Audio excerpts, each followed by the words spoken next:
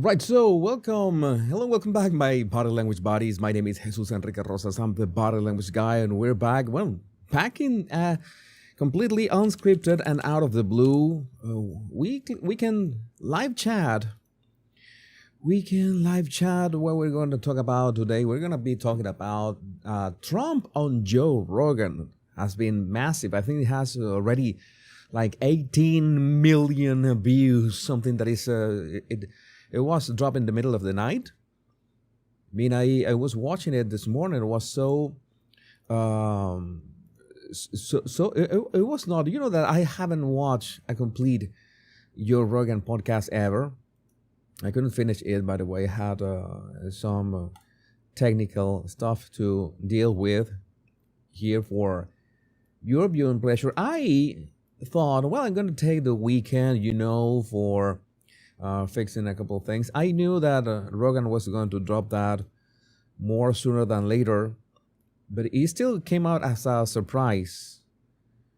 We're going to be seeing some clips. At the same time, we're going to be talking off my X account. I will make sure. Remember to remind you that we are live through. This time we will be live through the Body Language Guy channel. That's a bit of a difference. X, of course, Kinesics, my main account there, or my only account apart from the Royal Rogue. I haven't used the Royal Rogue in a while. You know that Harry and Meghan are quite silent. I haven't had solid insights about them. As soon as I get a hold of some solid insights, then I will talk about them. But as Kinesics on X and on Rumble, the Body Language Guy on Rumble. Let me see. How are my energy levels today? Today should be longish live stream. I should be training more for the main event, November 5th. For as long as it takes, a live stream for as long as it takes. Let me see. I'm gonna put the chat so we can chat a bit while I fix a couple of things in here. I want to look for the whole Kamala stuff.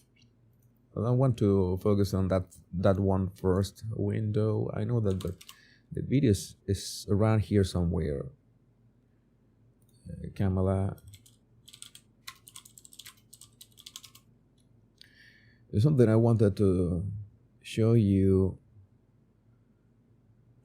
Okay, maybe this one.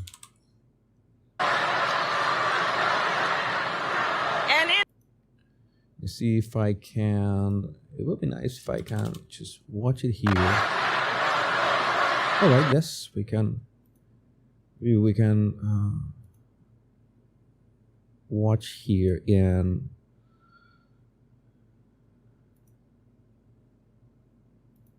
All right, in window. Maybe we can watch it this way. I wanted to show you a couple things that I saw here. This is Kamala after Beyonce spoke. First was Beyonce's mother. I really thought it was Madonna, but it was not Madonna. That's Beyonce's mother. But there's something that happened after Beyonce left the stage. We're going to be watching this clip first. We're going to be watching this clip first of Kamala right after Beyonce stopped talking. You know that Beyonce did not perform.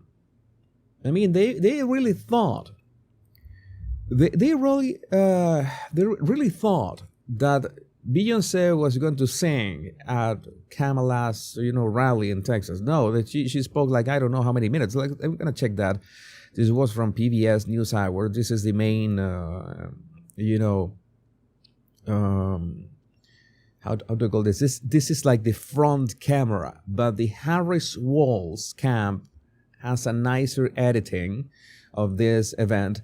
And you can see when Kamala is booed, and we're gonna see why Kamala was booed. First, I'm gonna check my bookmarks because I know that there was something here that I wanted to highlight. Maybe in my main account I retweeted that. Something that we need to... Yeah, Seth Dillon put this. Beyonce said that she's not speaking as a celebrity or a politician, but as a mother concerned for her children's future. In her very next breath, she said women should have the freedom to kill their babies. Yeah, because these people have absolutely no idea of sanity or anything. Remember to, if you are new to the Modern Language Guy channel, remember to hit the like button and subscribe. It would be nice if we get to, I think we are really close to, I think it's, how many subscribers is that? I forgot. So close to 680,000. We are short of like 300, less than 300 to go. Will be nice, but we are here. And Beyonce spoke, and I'm not going to play her words. I want to see when, Kamala answers. I think it was at this point. Unity. They sing a song of dignity and opportunity. Are y'all ready to add your voice to the new American song? Because I am. So let's do this, ladies and gentlemen. Please give a big, loud Texas welcome to the next President of the United States, Vice President Kamala Harris. No concert for you. I had some problems here because I thought that we could hear the audience and the music. I understand that, yeah, the candidate is answering. You want the music that they paid for, like loud and clear, but you will also love to hear the audience, at the same time. It takes a bit of effort to be able to mix that correctly so you can hear both things at the same time. But I was I wanted to hear the audience. I haven't seen, I have looked for it. I haven't been able to find a clip that you can actually listen the audience at that moment. But, well, let's move forward. You see mainly the music here. Okay, why did it stop? You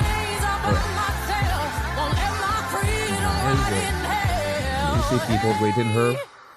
I'ma keep running 'cause the winner don't quit on themselves.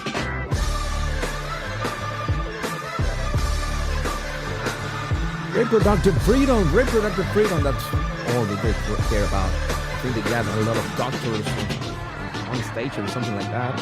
You know that is a big thing in Texas. We're gonna be reading also a thread, an interesting thread there to clear things up. Kelly and Beyonce! We thought that she was going to give a concert. Fuck, but well, never mind.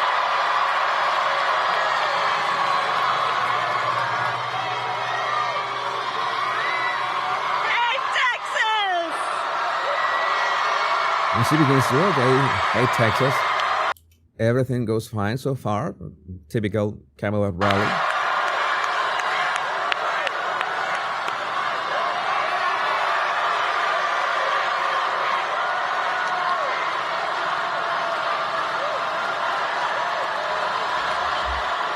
Nothing out of the ordinary. It's good to be back in Texas. Nice shot of vote for reproductive freedom. That's all that matters. And thank you for your super chat and super stickers that are coming. Thank you, everybody. Okay. Thank you for being here this evening. Can we hear it from Miss Tina Knowles?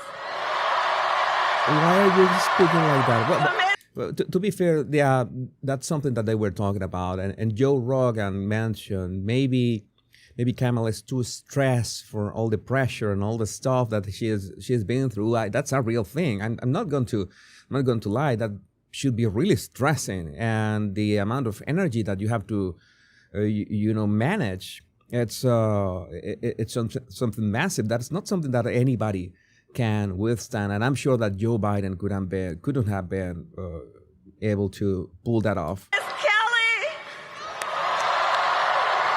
and Beyonce. Full of joy.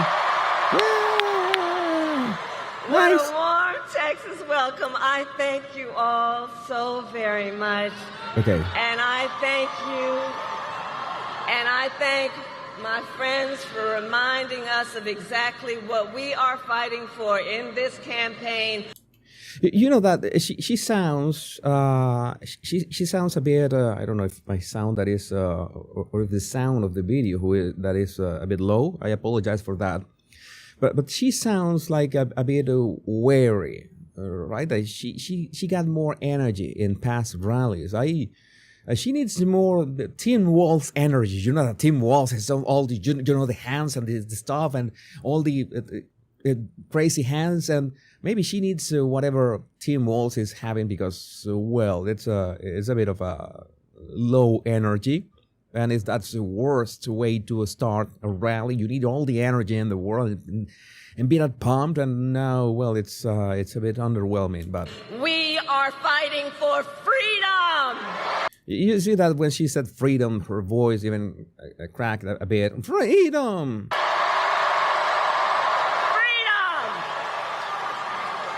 Freedom! And to Andrea and everyone here tonight whose lives have been impacted by these Trump abortion bans in this moment, I thank you for sharing your stories and for your... Yeah, you notice that her voice is a bit all over the place. When I don't know how to say that in English. Cuando se te va el gallo, it's that happens a lot when you have a strain your vocal cords too much, and they're trying to have impact. You have to take care a lot of your vocal cords. There's many things for that. Honey, tepid water, all that. Your courage. It is an honor to be... Okay, what we are going to see, I'm sure that you're impatient, but what we are going to see happens near the beginning of her speech. We're going to see that.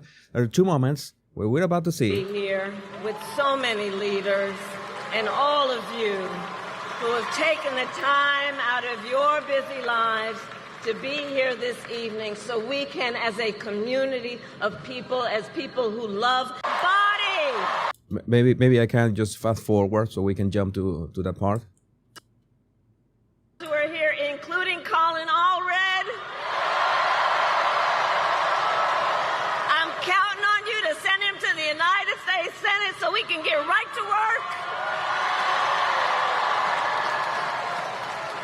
And to all the elected officials and community leaders, I thank you all. I thank you. By the way, I forgot to mention that when Beyonce's mother was speaking, she just said, literally, I have trouble reading the teleprompter. Again, it's not like it's a cheating or something like that, but you should be able to speak off the cuff in this matter, especially Kamala. Maybe someone like Beyonce's mother needs the teleprompter, right? Because she's not a celebrity or an artist or a public speaker, and that's something that you might need. But not Kamala. That's something that she shouldn't be using. Okay, this is something that is important to understand. Sometimes the audience is gonna boo, but because of the laws of Texas regarding abortion. She mentions that, and she mentions that it has to be reformed, and the audience is booing because of the laws that they want to change. Okay, that's a big distinction. It's not that every time they boo, they are booing Kamala. No, we have to set the record straight in this regard. You know that I want to do things the right way. And to all the elected officials and community leaders, I thank you all. I thank you. Okay, this is, for example, this time she just mentioned the elected officials and she thanks them. Let's go back just a couple. Let's make sure that when the booing starts, it's about something that she said. I'm counting on you to send him right? And to all the elected officials and community leaders, I thank you all. I thank you. And the booing. All right, people are booing. Something is happening. You see it right now. Something is happening to Kamala's left side. Okay, everybody is looking this way. Okay, something is happening that side. I think it was people leaving. They were disappointed that there were no Beyonce concert. And they were booing the people that were leaving. But there were people leaving and enough people to make a difference. See you later. See you later. Kamala even says, see you later, and smiles. That's the kind of things that I don't know what happened. We don't have the mics on them, right? But we do know that there was a reaction, and you see that Kamala is visibly, nervous. Who couldn't be? That people are just going away, frustrated, and in enough, amount of people, enough amount that was relevant. Okay, we're just leaving. We were expecting a Beyonce concert, and we have no concert. This is just a sham.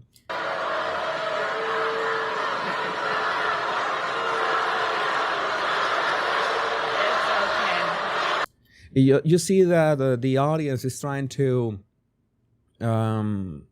make more noise than the people who are leaving, right? That is my theory, that the people that were leaving were expecting a concert, and they are making enough of a disruption of the rally that all the audience there, even the ones who were frustrated at the same time that there was no Beyonce concert, but say, well, whatever, we're already here, that they had to, make even more noise to, hide the fact that, they were not there for Kamala precisely.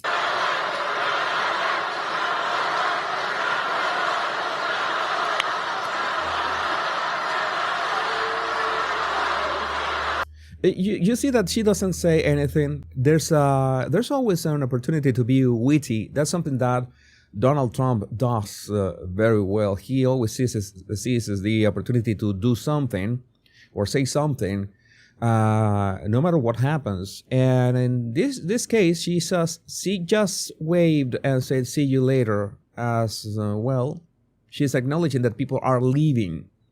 Okay, you. How could I say this? I know that it could be disheartening. I wouldn't like me if I'm giving a public speech if people begin to leave. But at the same time, I would realize, well, they are not my audience in the first place. It's nice that they leave. It's like how it has happened in my social media accounts that people have unsubscribed and so many more have subscribed. It's just a change. Whoever doesn't like what I say, they are free to leave, and that's, in fact, that is much better. One's audience gains in quality, and you are the highest quality audience that there can be, but you don't acknowledge the people who are leaving. You don't do that unless you have some snarky comment to get back at them. All right, it's like whatever she said back then. Oh, you are at the wrong rally. I think she said something along those lines a bit later. See,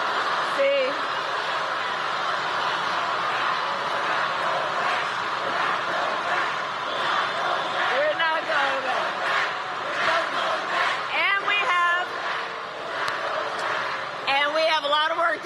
And we have a lot of work to do. And we will. Notice that when she gets nervous, she begins to say, "We got a lot of work to do. We got a lot of work to do." That's what she said when the teleprompter broke or malfunctioned. That those 30 seconds, she began to say those words. We will not get distracted. We will not get distracted. So listen, Texas, we have 11 days left in one of the most consequential elections of our lifetime. Voting has already... There are people booing in the background. I can hear people like boo. It's very low, but it's there. I hadn't noticed. I hadn't checked that with headphones. Started, and we know this will be a tight race until... Because it's supposed that it's someone you came to see. You came to see Kamala, right? Because you're happy to vote for her. You want to her talk and her ideas and how brave she is. You're going to shut up, right? You're not going to make any noise. And you can hear the noise in the background of people like yelling. What are you yelling? Till the very end.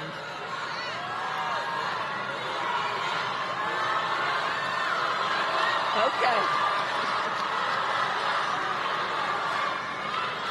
So here's the thing. Okay, so we got work to do. We got, you know, that is not a body language clue. That is a verbal clue. When Kamala says we got work to do, we got work to do, she's nervous, especially if she does it. She says it twice. We got work to do, and I love that there is so much enthusiasm. But let's talk about the work we've got to do. Okay. 4 times. Because we've got 11 days to see this through, and we will win. We will win. We will win. And we will win.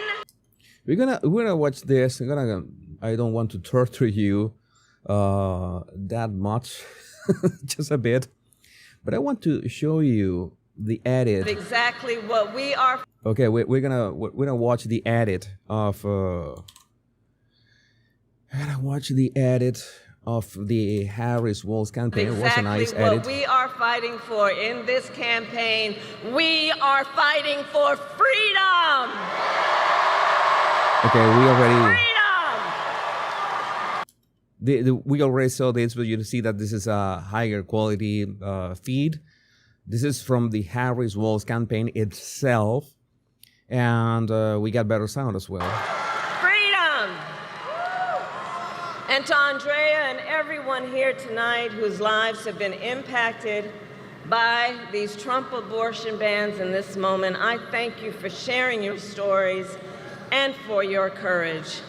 Let's do something. We're gonna go back a bit. For being here this evening. Thank you.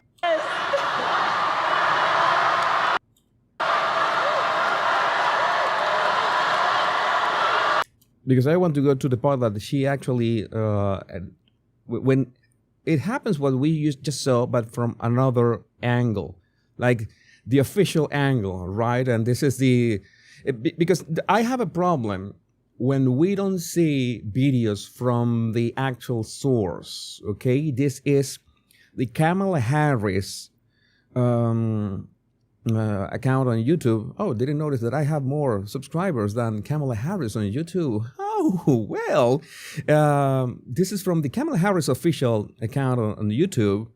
So this is as official as it gets. So we're going to have let's see if they could kill the audio of the heckling and the stuff. Oh, it's good to be back in Texas.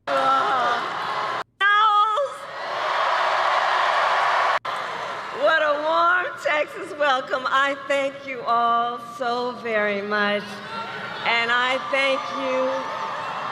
And I thank my friends for reminding us of exactly what we... You see that, yeah, she's dragging the words. It's not the best way to start such an important rally. Abortion bans in this moment. I thank you. I think it was the moment. For sharing your stories and for your courage. It is an honor to be here with so many leaders and all of you who have taken the time out of your busy lives to be here this evening so we can, as a community of people, as people who love our country, be clear, sound strong, and stand in favor of the freedom of every woman to make decisions about her own body.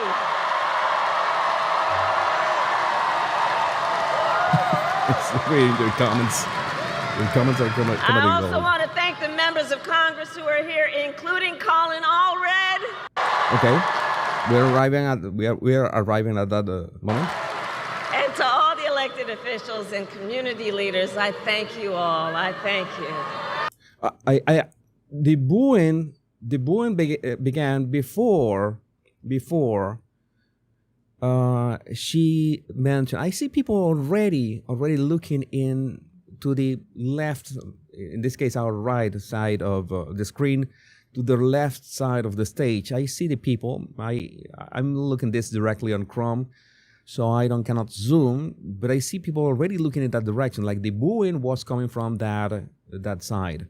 But I'm going to go back again. I'm sorry to torture you, but I want to really spot where the booing begins.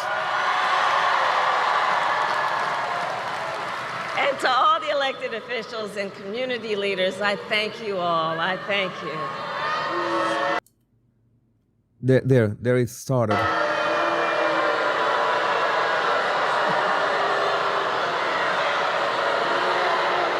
See you later. See you later. And she just waves and says, "See you later." Like what is that? Why do you acknowledge whoever is leaving?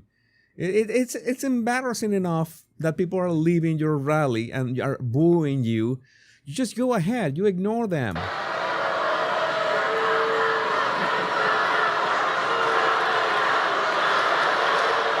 okay. You see everybody trying to make more noise.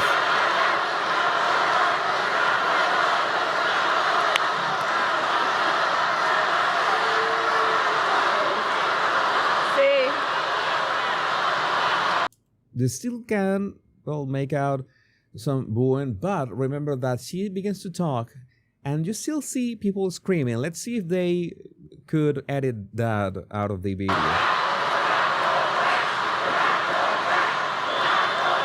not going back.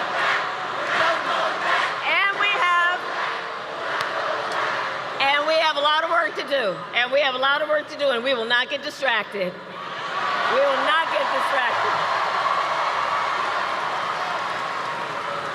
So listen, Texas, we have They're still booing. They're still booing in the background. 11 days left in one of the most consequential elections of our lifetime. Voting has already started, and we know this will be a tight race until the very end. You see that there are people screaming, right? There are people trying to interrupt her. Like it's like, again, if my hero or my heroine, I don't know how to pronounce that, was speaking, I would shut up. I wouldn't like to disrupt not only my experience but everyone's experience of the moment. But that is exactly what was happening.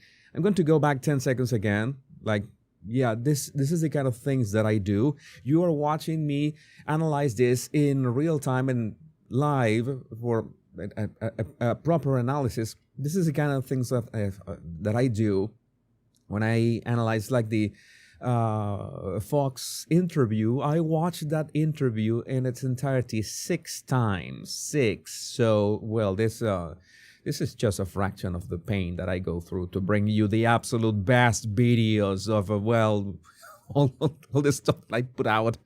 Voting has already started, and we know this will be a tight race until the very end.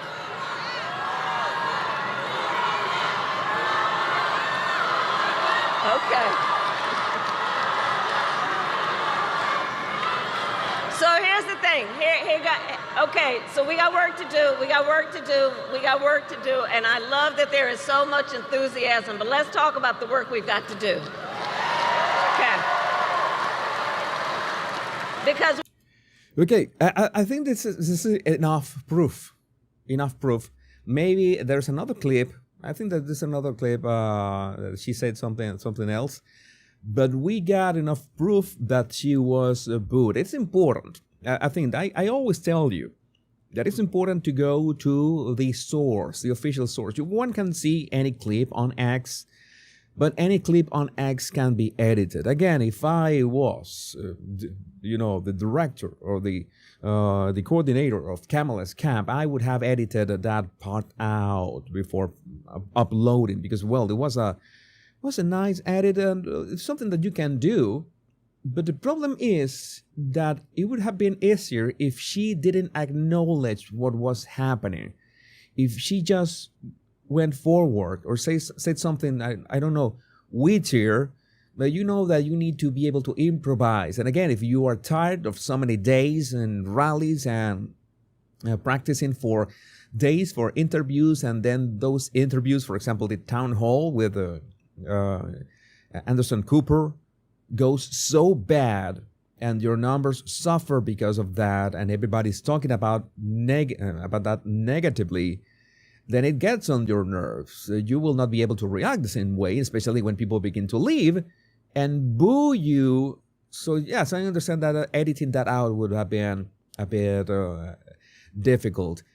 It is possible if you just cut the whole part out, all right? But then somebody with enough time, and you know that there are so many of my folks on the internet, would get the PBS video that we saw first, and they would put the Harris Walls edit.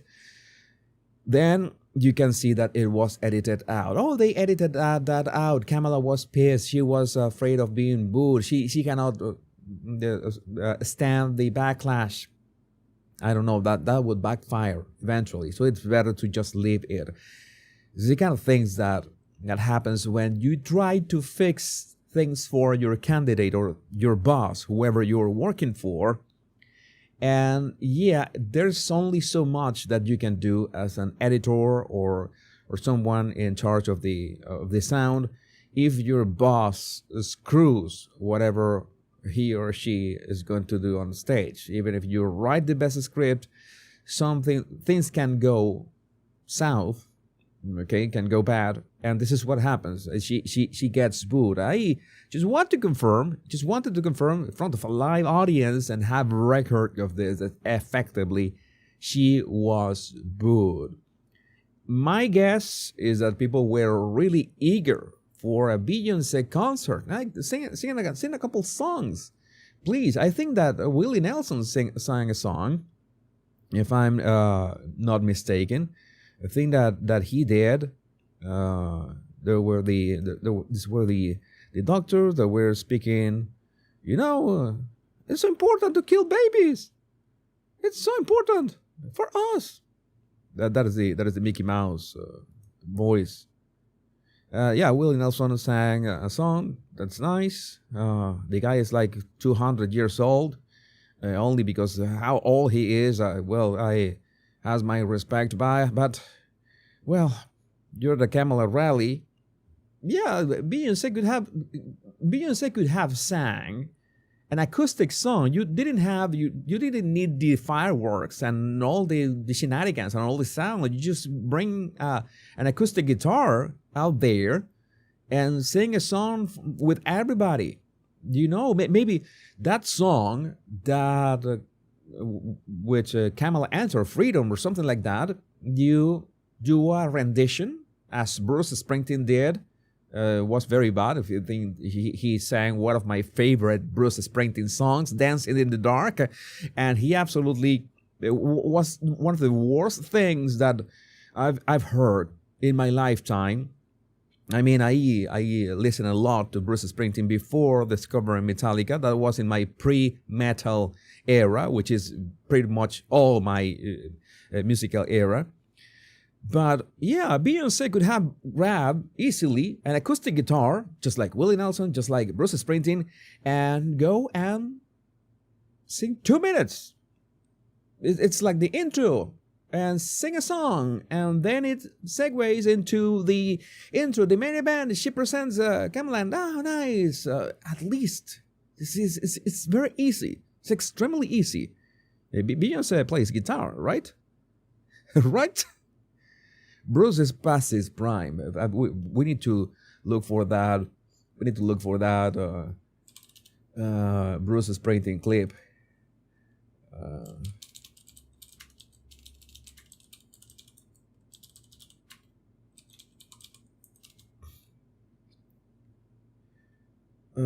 here it is. Here it is. So you're gonna just copy and paste here with the magic of the internet. You copy and paste, and we go here, and I'm going to, just in case not to get any copyright, listen to this garbage acoustic version. All right, say you gotta stay hungry. Well, I'm just about starving tonight. I'm dying for some action.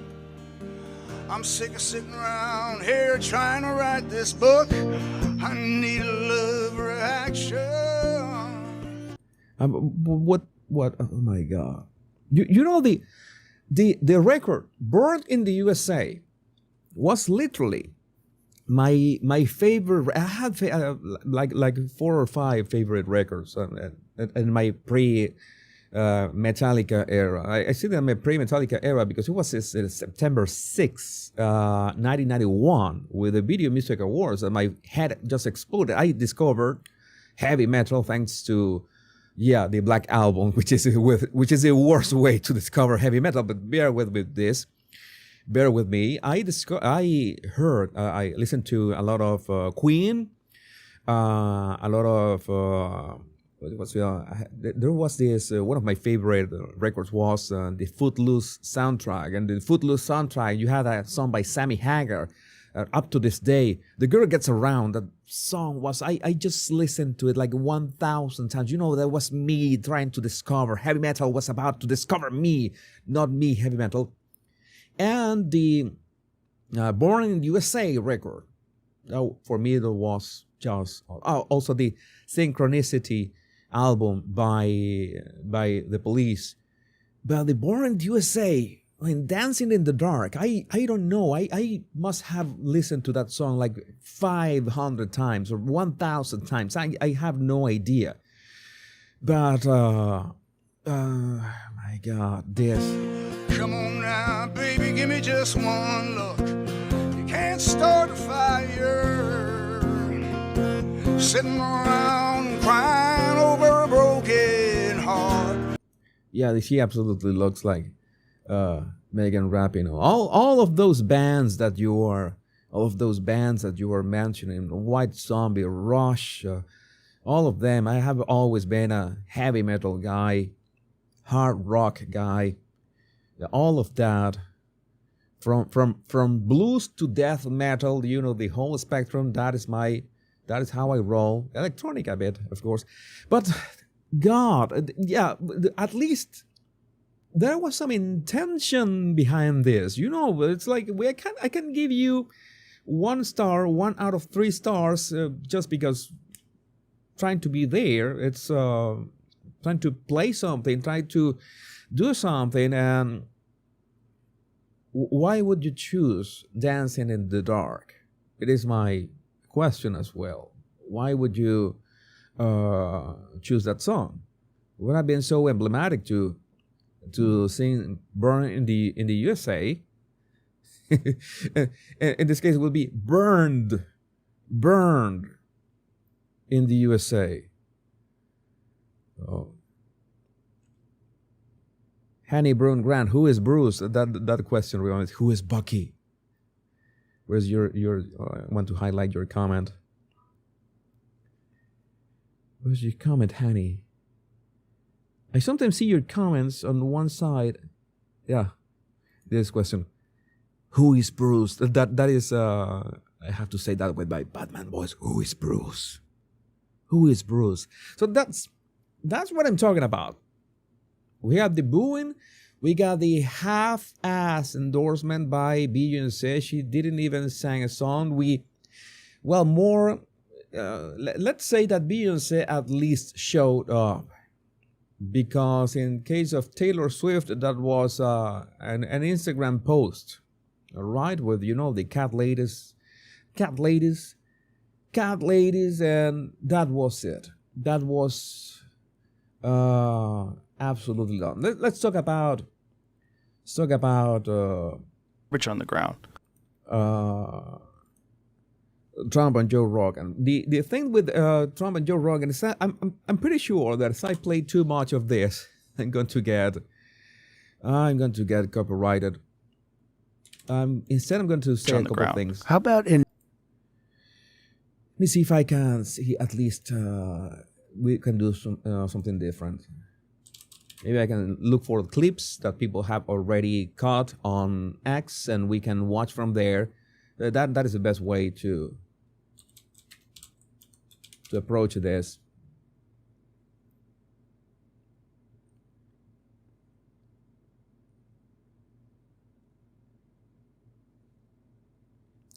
Okay, I'm gonna do something. So I think the best way is to how many views? 13 million views. I thought I had seen 17 million views. Which on the ground? How about in New Jersey? No, 13 million. It's still a lot. Let me see. We can go here.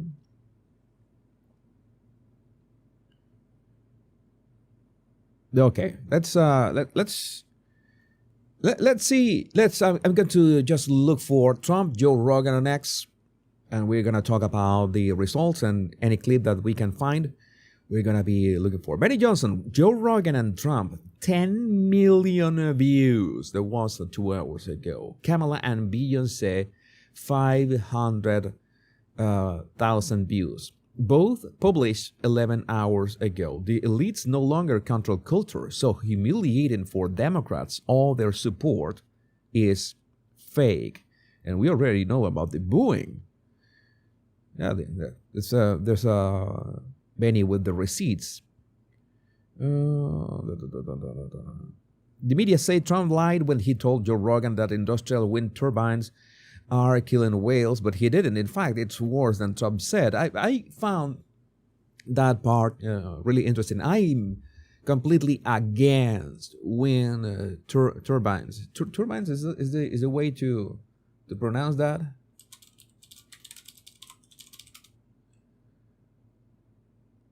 Turbine. Turbine. That is the British pronunciation. Turbine. I am against them because, well, they are. You cannot recycle them, and the efficiency is so bad, and it so happens that when they are at the sea, they drive whales crazy. That's why Trump was joking about maybe I will eventually become a whale psychiatrist or something, because that was happening. They are getting crazy. Behind the tweets, Joe Rogan describing his first time shaking Trump's hand is the funniest thing ever. Rogan survived Trump's iconic power pull the first time, but Trump didn't make the same mistake twice. And I'm like, oh, I know he's about to do. So I fucking anchored myself. I'm like, not today, son. Strength. Not today. You know, Trump has that he gives your hand palm up with a non-power handshake, but the moment that you grab his hand, he pulls you towards him, which is a power move.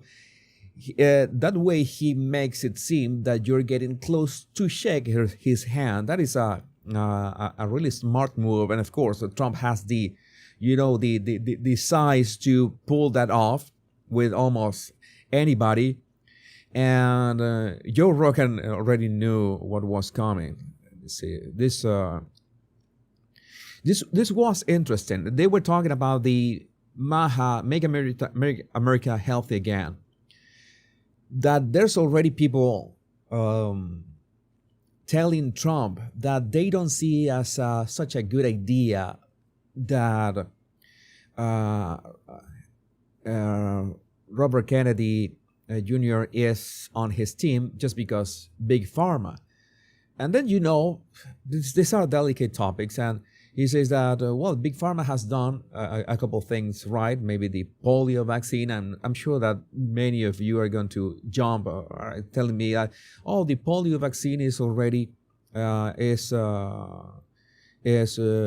was something fake as well, they did not work. All right, I have my reservations.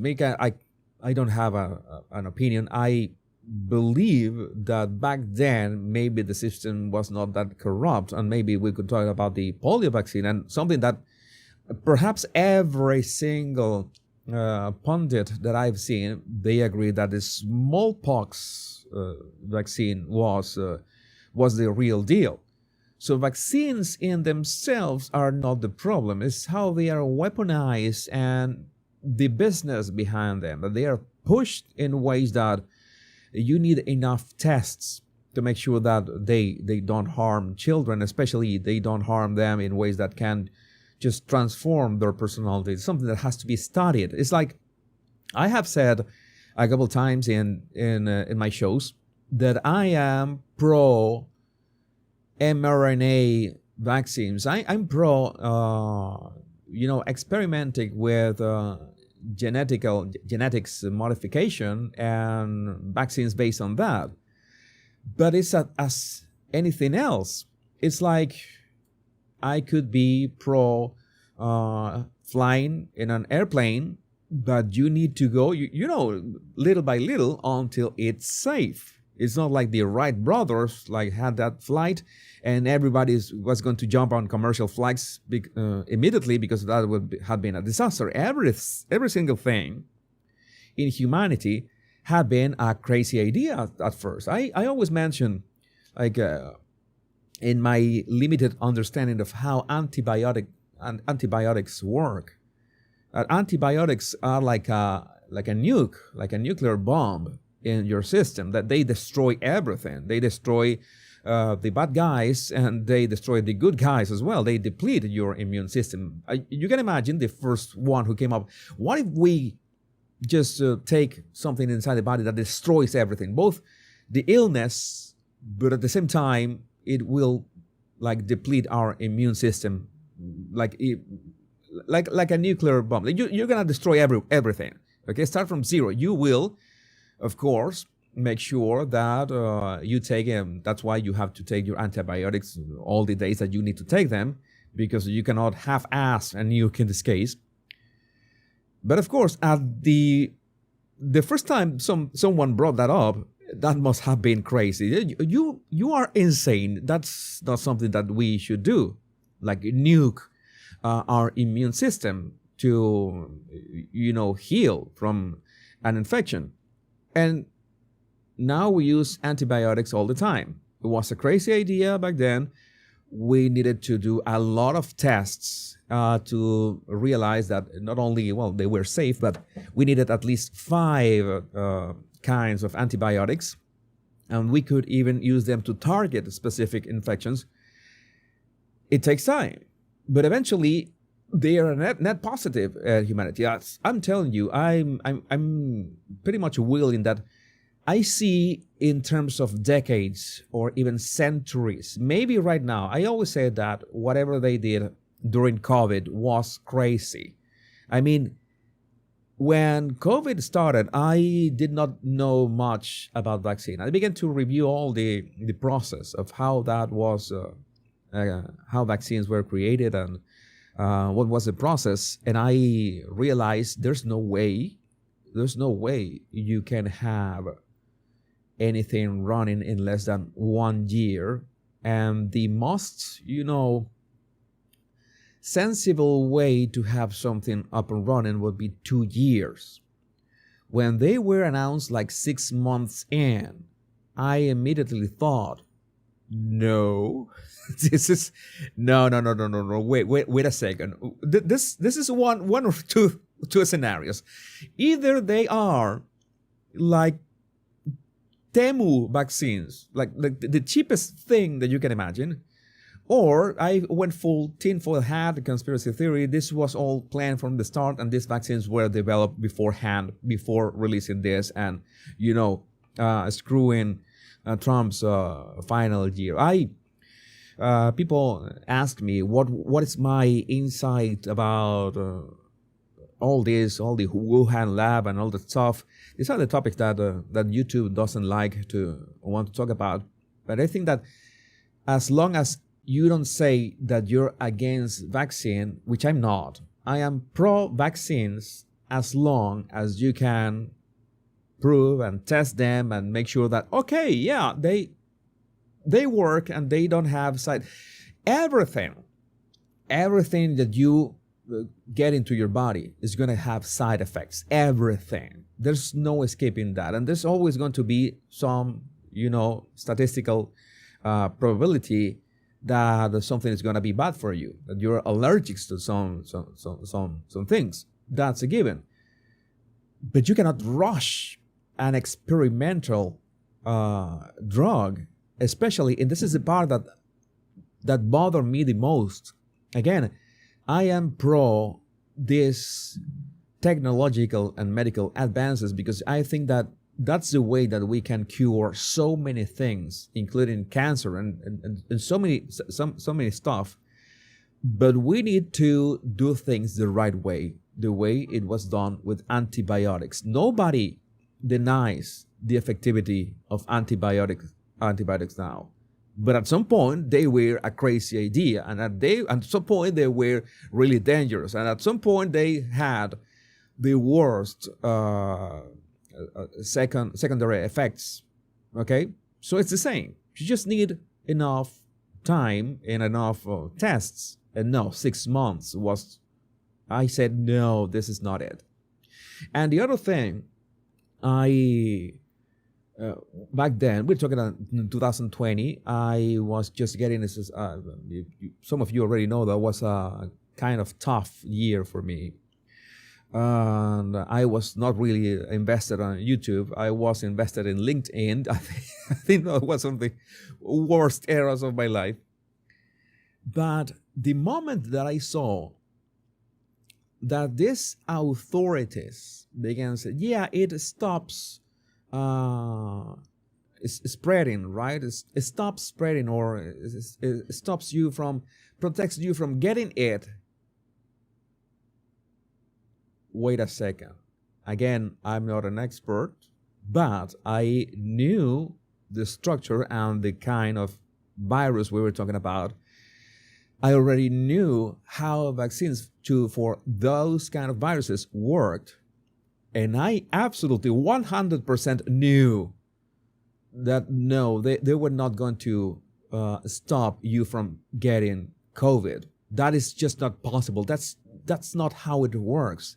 You just needed to do your own research. That is the thing that I tell you that is so important. Having critical thinking, having the ability to maybe not even do a Google search. But now we have Perplexity. I don't know if you have tests on an app that is called Perplexity, which is so awesome because in Google, you Google something and Google, you have to like go from one result to another, like trying to make your mind, but reading many websites, and maybe Google favors some websites and doesn't favor others. But Perplexity, I have seen Perplexity much more unbiased, and it summarizes what it says on many websites and YouTube videos at the same time.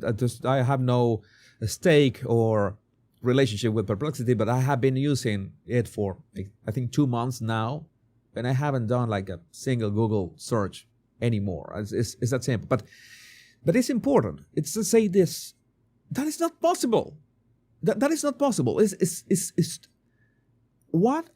Where is the paper? Where is the study? Where's the physics? But we're not even talking about chemistry.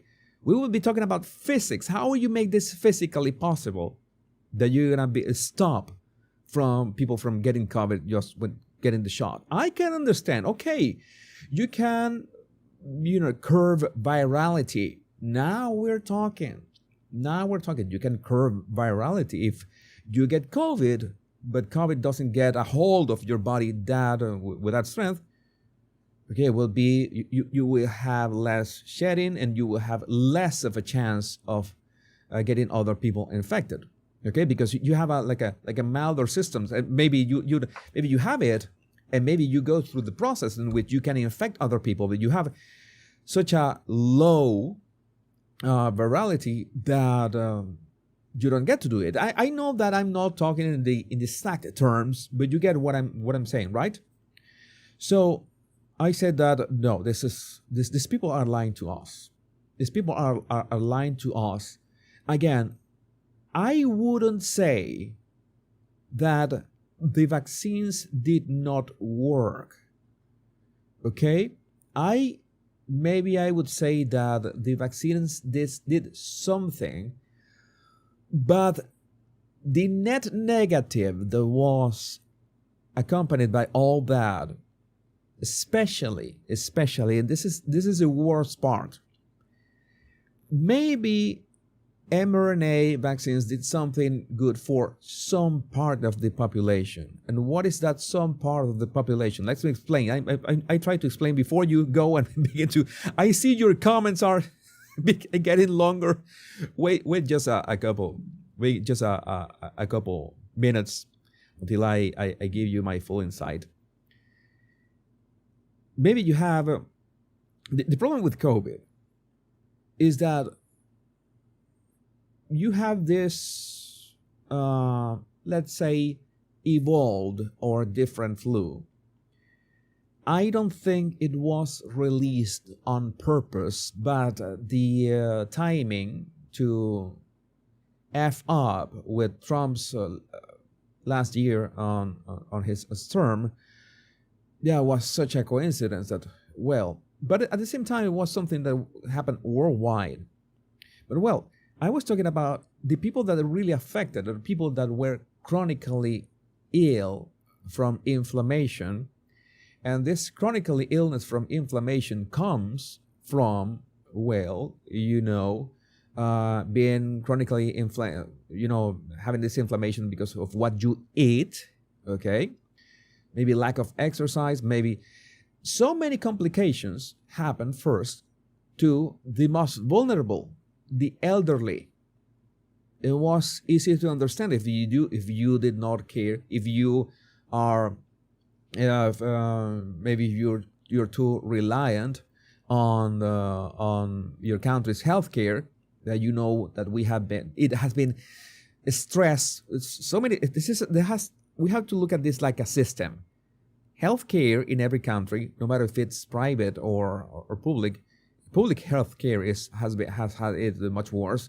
You have so much migration that begins to stress public healthcare, and then you don't take care enough of your elderly, and your elderly also, maybe the economy doesn't allow the elderly to eat and have a proper lifestyle that keeps them healthy, because having a healthy lifestyle can be costly, especially the things that you eat. And then that's what we're talking in the United States. And you have so many people literally poisoning themselves and having this chronically state of inflammation. If you have a chronic state of inflammation, then regardless of what you get, even if it's a common cold, if you combine it with especially cold environments, then you have a problem. You have to look at this as a system. So there's this craze that I would say that at some point I ran the numbers. Yeah, we also have a problem with UCEs. People are getting into UCEs, and people are UCEs, right? Intensive ICU. Sorry, I was saying that in Spanish. ICUs, intensive care units. I ran the numbers, and if this goes on, then the elderly, who are the ones suffering more, are going to collapse ICUs, and we need ICUs available for, all the things that you need ICUs for. If you collapse the ICUs, then you will have an actual health problem, because many people that doesn't have anything to do. Maybe you were in a car crash, you needed a bed in an ICU, but it so happens that all the beds in the ICU were filled with people with COVID complications. There is a problem. And these people thought that it was a good idea to have complete lockdown. So I think what happened?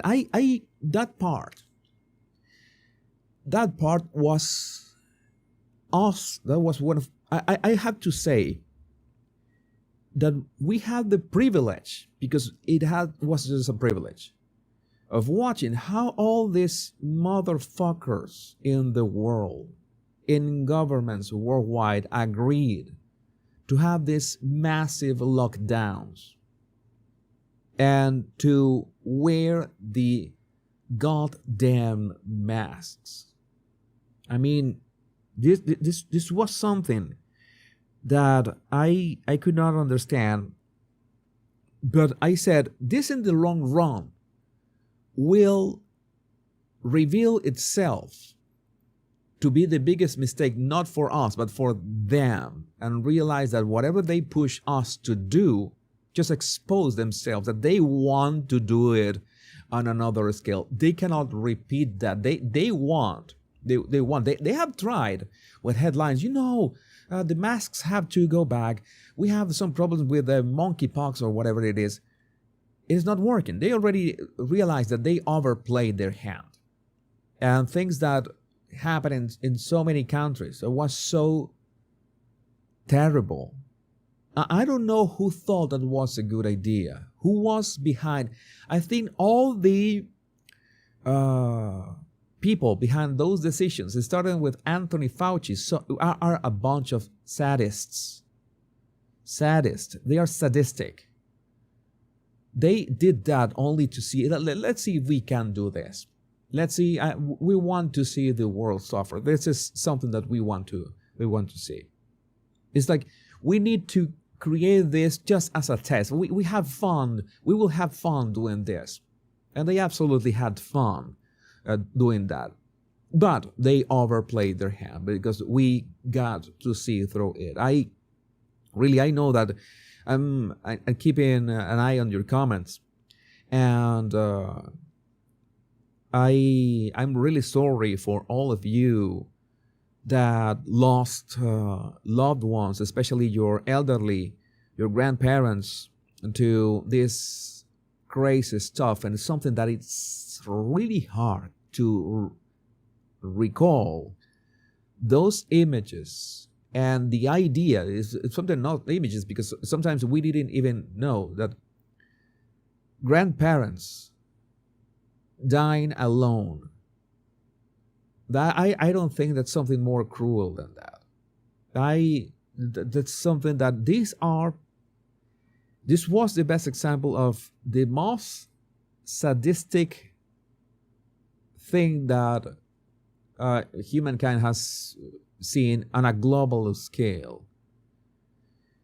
And I have to say that I have to take something. What is the privilege? What is the advantage of this? Well, we got through it, and I hope that it doesn't happen again. They don't get to try to control again in any other way. My worry is that something as simple as Trump derangement syndrome, that is something that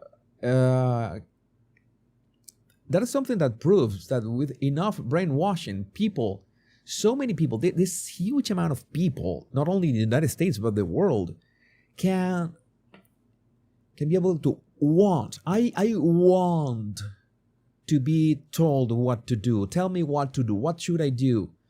Should I wear the masks? Should I wear 2 masks at the same time? Should I stay at home? And should I, even if they suffer, and you saw the reaction, how many people overreacted to that.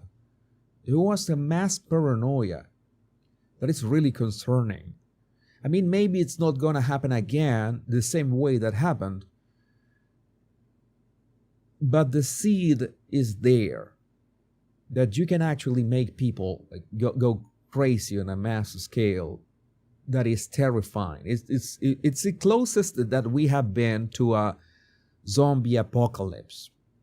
So the other big problem that I saw with all the vaccines and COVID and stuff is that since I'm actually pro vaccines, as long as they are tested and as long as they there's not a conflict of interest in the sense that the more vaccines we push, the more money Big Pharma is going to have. Well, yeah, wait a minute. We need to be very strict with that. Is this necessary? In which way? What are we preventing? It's complicated, but my greatest concern is that mRNA technology, I think it was Dr. Malone. Dr. Malone, you must know Dr. Malone. He was one of the creators, one of the brains from behind the technology, and he was against what was happening, not because of the technology itself, but because it was being pushed half-assed, half-baked. This was not the way to push it. Coming back to the example of the Wright brothers, maybe they had that first flight with their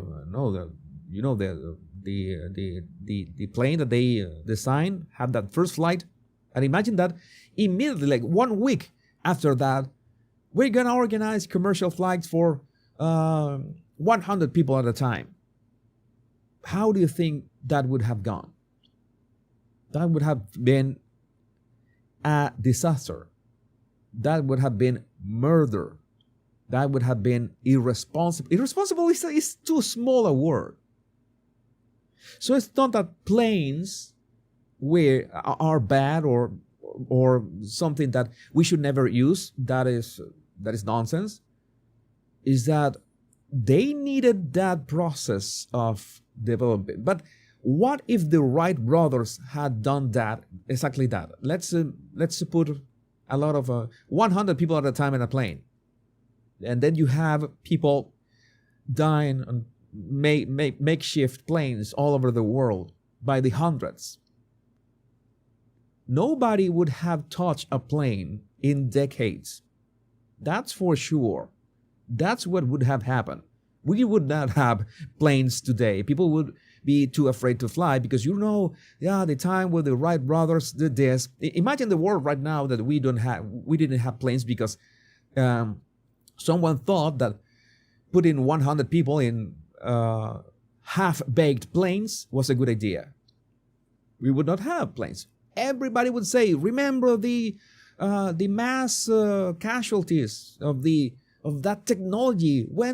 How you think that humans belong in the air? Only birds belong in the air. Humans do not belong. Humans cannot fly with machines. No, so many people died." Then what happens with more advanced technology for health? mRNA technology. It's as any other technology. Something that you have to develop. Something that you have to test. Something that you have to, understand what are the dynamics. Something that, and this is my biggest grief about this, that there's so much that could have happened with mRNA technology in the good and positive sense if COVID hadn't happened and we had artificial intelligence, and we are about to have artificial general intelligence in less than 10 years, and whatever dynamics that mRNA technology has with hormones and endocrine system and DNA and AGI, and especially an ACI and artificial superintelligence, would have sorted that out. Only a few years, and any problems, any issues, again, there's always going to be secondary effects in some people, but we could have a huge leap in health and life quality thanks to that combination, mRNA technology and the AI that we have now and the AI that we're going to have in 5 years. It would have been amazing. Now imagine how people react when you tell them, "Oh yeah, what do you think about mRNA vaccines?" I don't want anything to do with that. And who can blame them? But there's a big problem. There's a big problem because since you rush something because of a global emergency, then you screw up the trust of the people in certain technology that doesn't even have to do with big pharma, because right now even small laboratories have been able to do breakthrough since the technology has been able to be downsized. Small laboratories can make this kind of breakthrough. Of course, big pharma is going to always try to have the biggest chunk of the business because they run as a business, especially in the United States. And that's one of the things that I'm glad that RFK Jr. is running with Donald Trump, because he's gonna take a good look at it. I don't think RFK is going to just ban all vaccines. I think that he's going to be much more strict at how you validate and how you make studies and how you really see the statistics. The numbers beat everything, but the numbers cannot be blinded by money, which is something that right now that's what I understand, that the scientists, physicians, so many people, like 30%, only 30% really trust scientists right now. So many people, and this is a big problem, and they have brought that upon themselves. I'm talking about big pharma, and I'm talking about the governments. You overplayed your hand. Okay, you made a ton of money. What are you going to do about it right now? What are you going to do? You're gonna go for another round. You're gonna do for another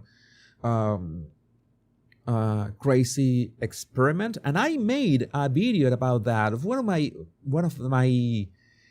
I think it was this account BDQ. I don't use BDQ, but BDQ, I follow BDQ in YouTube, and BDQ asked a question on X: what is your YouTube video that you're most proud of? And my video on Anthony Fauci is one of the videos that I'm more proud of. I'm really proud of that video. It was a solid video on a very curated and edited era, in which I just spoke. This is just crazy. Was talking about the gain of function. And at the same time, I got some backlash from people that I have in high esteem, and telling me you have to consider that at some point gain of function is necessary. And you might ask, and you would have all the, you will be completely right. Wait a second, Jesus. You are pro acceleration. You're pro let's do this. You're pro everything. But you are against gain of function research. That would be a contradiction. I should be pro gain of function, but of course it's like working at a nuclear reactor. You want all the security measures, but the question is, if biolabs level 4 have all the actual security measures that you need for all the gain of function research you need. That's something I'm realizing. Okay, I cannot say that I'm pro all technology and we have to accelerate everything and be against gain of function research. You're just watching me in real time realize there's a contradiction in my stance. I cannot be pro one thing and not pro the other. So what should we do about that? Well, we should have safer facilities for this kind of experiments, and at the same time, well, vet who are the ones, because I don't know what I fear the most: a killer artificial intelligence or a killer virus. We already know what the massive virus, but it was not. Again, it was not the virus itself. It was not COVID itself. It was the fact that the population was weakened by all the way that we eat, that the way that we are sedentary, that the way that it's so hard to have access to quality health services. That is the systemic underlying problem. When COVID appeared, the SARS-CoV-2 appears in the mix. It only thrives because people are sick. are chronically inflamed, are chronically ill, and they begin dropping like flies. And then this is the thing that they don't explain to you. I'm trying to make this approach. This is what I thought for years that happened. Yes, it's when you say no, COVID was not a big deal. I would say that you are right. So many of us got COVID and we are here. No problem, no secondary effects, or no long COVID or whatever. But COVID attacked a population that is chronically ill, that is still chronically ill. And it's chronically ill because of what? Because of a bad lifestyle that starts with all the poison that we eat. So you see how complex are these systems that you cannot address. You cannot address, okay, we have a vaccine for COVID, great. But people are still chronically inflamed, people are still chronically ill. You need to change the way people eat, and you need to be very strict about what kids eat at school, for example. It's like RFK was talking about, for example, fast food after Donald Trump went to McDonald's. Maybe we can enjoy fast food every now and then, but the fries should not be fried on seed oils, but in beef tallow, which was the thing that they fried. They used to fry, I don't know how long ago, and they switched to seed oils because it's cheaper, but that causes all the things so many things that we are suffering today. It's like there was also the Huberman podcast, and he was talking about two things that were very important for health. Is that try to drink as few as possible from water from plastic bottles. Use plastic bottles as little as possible. Okay, that was one. Second, try to touch as few receipts as possible. The paper, this hormone disruptor, it has touching it. Maybe you touch a receipt once or twice a week. Doesn't matter. Maybe you work with receipts, touching them all the time. You should be using some kind of gloves. And the other was drinking things in paper cups, because paper cups have this plastic lining. When heated, they release all these endocrine disruptors. And all this happens, something that is poisoning you. Of course, one paper cup, one gas station coffee is not going to harm you one time a year. That's not nothing is going to happen to you. But if you drink it every day, or maybe even twice a day, that's going to have a problem. That's going to be a problem.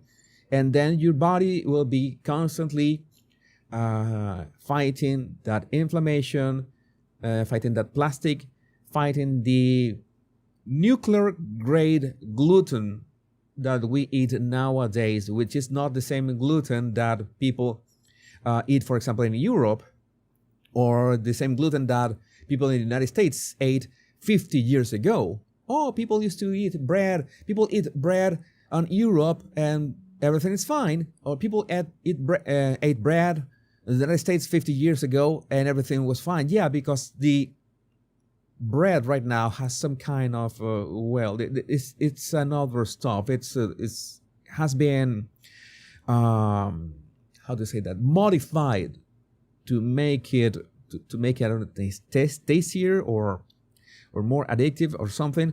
It's like weed. I have never smoked weed. I have smelled weed, of course, and I notice when some weed it smells like, the word is sweeter, has a sweet smell to it, and when the smell is so much acrid. It's a pungent smell. There's a difference, like stronger. It's like this is not the same thing that I smell in this country, on these situations. This is a different thing. And I see people who, have smoked weed for decades. They say, no, the stuff that people are smoking right now is not the same that we smoked 25 or 30 years ago. So things are changing, and not for the best. So again, this ramble is about how to say this. I think one of the greatest moments of my thinking life was when I discovered something that I did without knowing it. It was systemic thinking, in which everything in life is not isolated. If you think if you see things in an isolated manner, like in itself, you're gonna be it's much more likely that you'll be biased, and you will not be looking at the big picture. Looking at the big picture, you can understand many things. In this case, I speaking with you, I have my maybe second thoughts about gain of function. I think what happened at Wuhan lab was an accident, because I really don't get. Now, there's one thing, that whatever they were doing at Wuhan lab, we already know, and that's part of my video that I did on Anthony Fauci, is that he wanted to play God, and he had to do it in a way that people did not find out about all the things that they were doing, right? Maybe it was not the plan to release it, because it was global, because they would have released in a way that affected mainly the United States. Why would they care about the rest of the world? So it was an accident, financed, of course, by, I don't remember the organization of Fauci's organization. You can remind me on the comments, and keep an eye on your comments. They financed this gain of function in Wuhan. They have a leak, and the leak is catastrophic, and it just spreads all over the world. And again, when it spreads, you can imagine that people in China, the ones who were dying of that, maybe they don't have the healthiest environment. You know how much pollution they have there.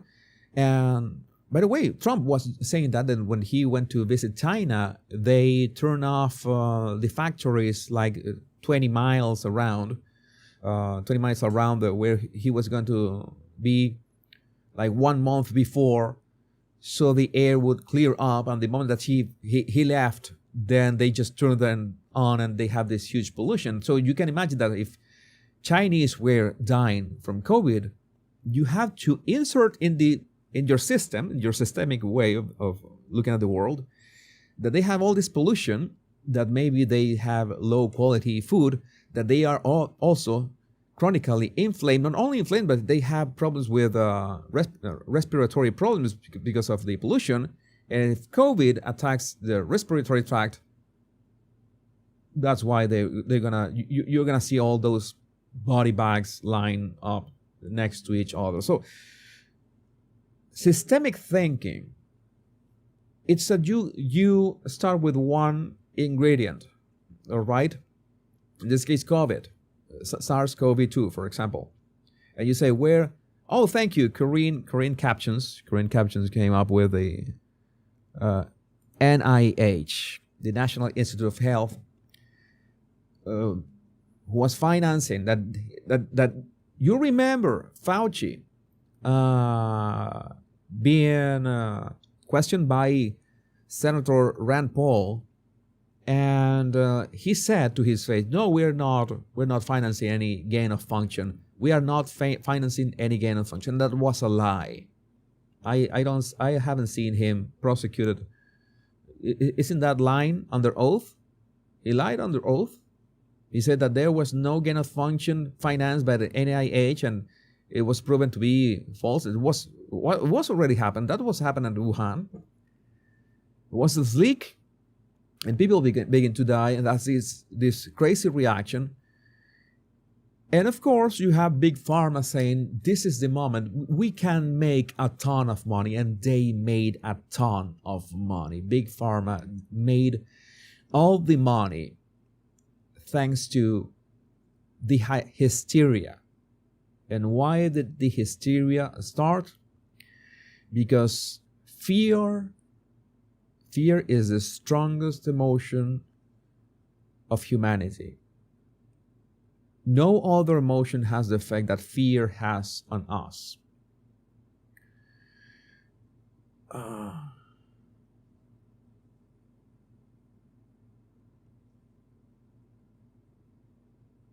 Yeah, purchase receipts. That's what we're talking about, Teresa.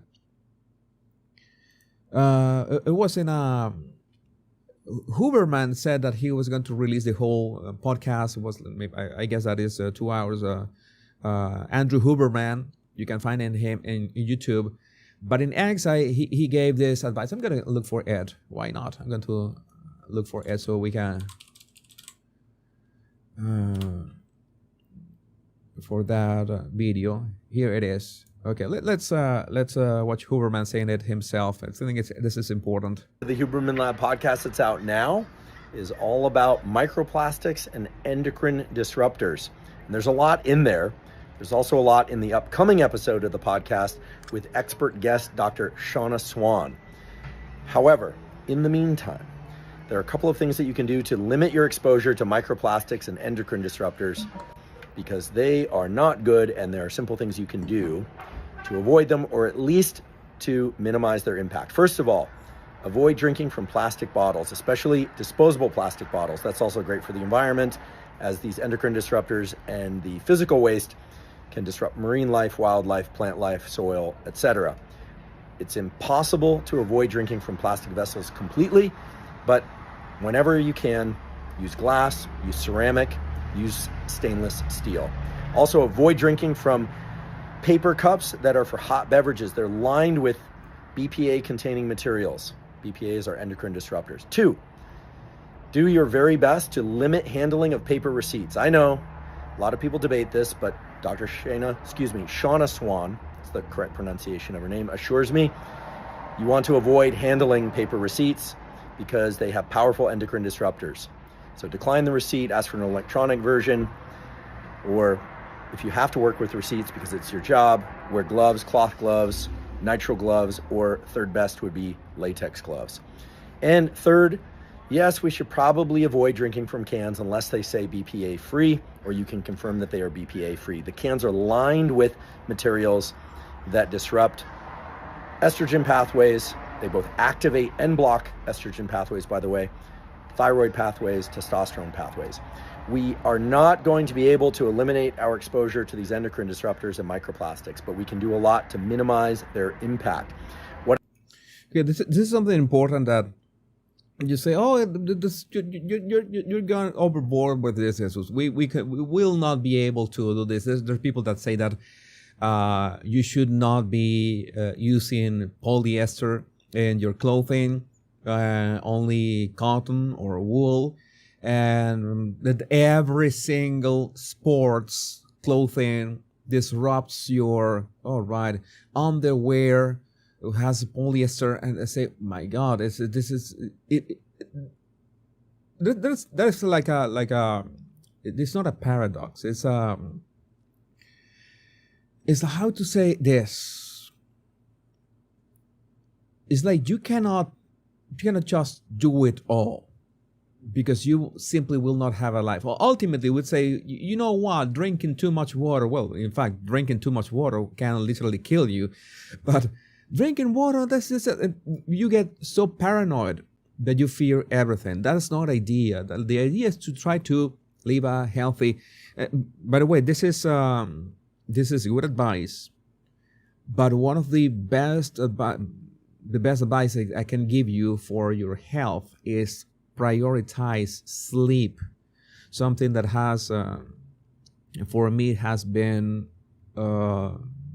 incredibly difficult, especially because of the programming I had since I was a kid, a teenager. If you go to sleep early, you are a loser. If you go to sleep early, you are a loser. If you go to sleep early, you are a loser. So there was years of programming.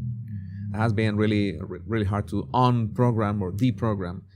But at the same time, I realized, for example, yesterday after that rambling that I had, I was short on energy and I couldn't even touch the other topics. I was going to talk about Anderson Cooper and John Legend. I have those topics there. We could talk about that later.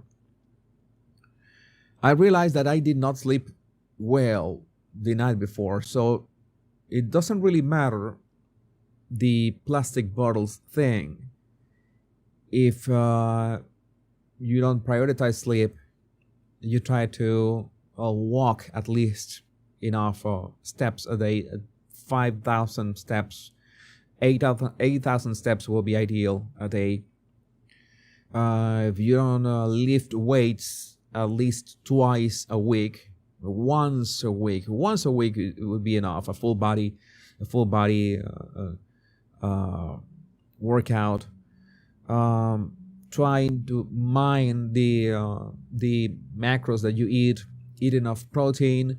You know that the more muscle you have, the healthier you are in terms of your endocrine system, in terms of your hormones, in terms of everything. You're stronger, you will live better. One of my favorite accounts, I'm going to recommend him, not only Hooverman, but my favorite account is Fit Founder. Fit Founder is just hands down. If you don't follow, then Jed, go follow him, because the guy is the goat of. I like his approach, because his approach is I don't know how to say that. It's top level too. Like he goes for the basics first. Okay, the easiest, the absolute easiest. You just go to his account and you read, and you will see that his recommendations are not as deep and scientific, or they are scientifically proven, but he makes sure that you start with the easy stuff. Okay, the thing that Pareto principle, the 20% that has the 80% impact. So go and check out Dan's account, which is just amazing. So, well, these are the rambles that sometimes I start, and I don't know how to follow up. We were talking about Donald Trump and Joe Rogan, and I was going off the rails. We were talking about Joe Rogan. What happened to that? Let me see. Okay, we're searching about this, and that's why I think that so many people were telling Donald Trump, we don't like you with RFK Jr. because he will be too much of a disruptor in an industry that has so many people, that's so many things working. You cannot just disrupt all of that in 4 years. Well, it is something that is urgent, because we are talking about health, and I think that health is perhaps more important than the economy, right? It doesn't matter how well you are doing in terms of your economy if you're not healthy, because the bill that being unhealthy will pass on you eventually is going to be much, much expensive than whatever you're going through in terms of your finances. So that's for real. And the more you wait until you mind how to be healthy, it's going to be worse. Not only for you, but for your loved ones. And of course, if you're, for example, if you're watching from a country that has public health care, it's something that every person should be mindful that the more that you use, of course, healthcare, it's like you're taking, you should be taking your fair share of that public healthcare. I know that doesn't happen in the United States, but it still has limited resources. And again, you don't want to be, you really don't want to be depending on the, health services, whether they are public or private. You want to be naturally healthy, so to speak, not have to, do regular checkups every few months and be all right, mind your joints, mind your muscles, mind the way you sleep. That is the idea. Being actually healthy is preventing being ill. That's what you want to do. The problem is that if you prevent from being ill, then so many people will not make as much money, and those people that are invested have a money investment in that. They are invested financially. They're financially interested that you become ill in some way. Well, that goes against what they want. So I always said that big food and big pharma, they just play ping pong with people. Big food poisons people. Big pharma keeps them on the medication. Then they keep eating bad food, and it's a deadly ping pong until you die. That shouldn't be the idea. Can you quote the great? Are you completely committed to him, RFK, in your administration? Oh, I am. I said focus on health. You can do whatever you want. Rogan, do you have anyone pressuring you to not work with RFK? Yes, Big Pharma wasn't thrilled. It doesn't affect me. Again, I've said this. There's so many ways that so many people do not want Donald Trump to win for a number of reasons. Big Pharma, big food,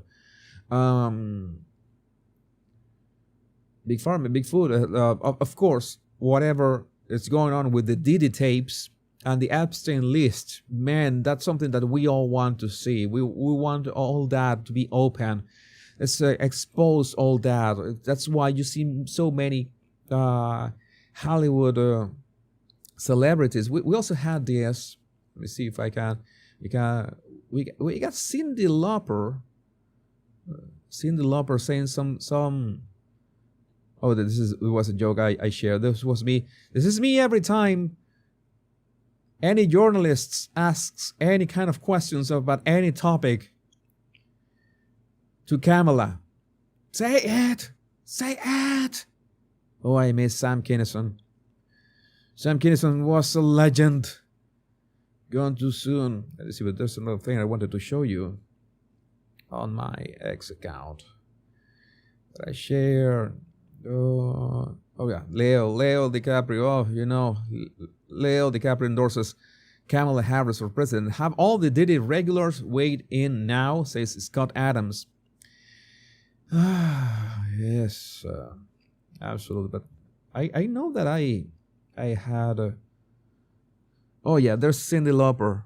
Let's listen to Cyndi Lauper to see what she has to say about being empowered and whatever. Hi, it's me, Cyndi.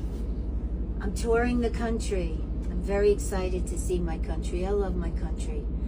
Mostly, I want to tell you that this November, I'm voting for her, Kamala Harris. You know why? Because she's a woman and she's going to understand that I don't... Cyndi has the crazy eyes. Cyndi absolutely has the crazy eyes. Be a second-class...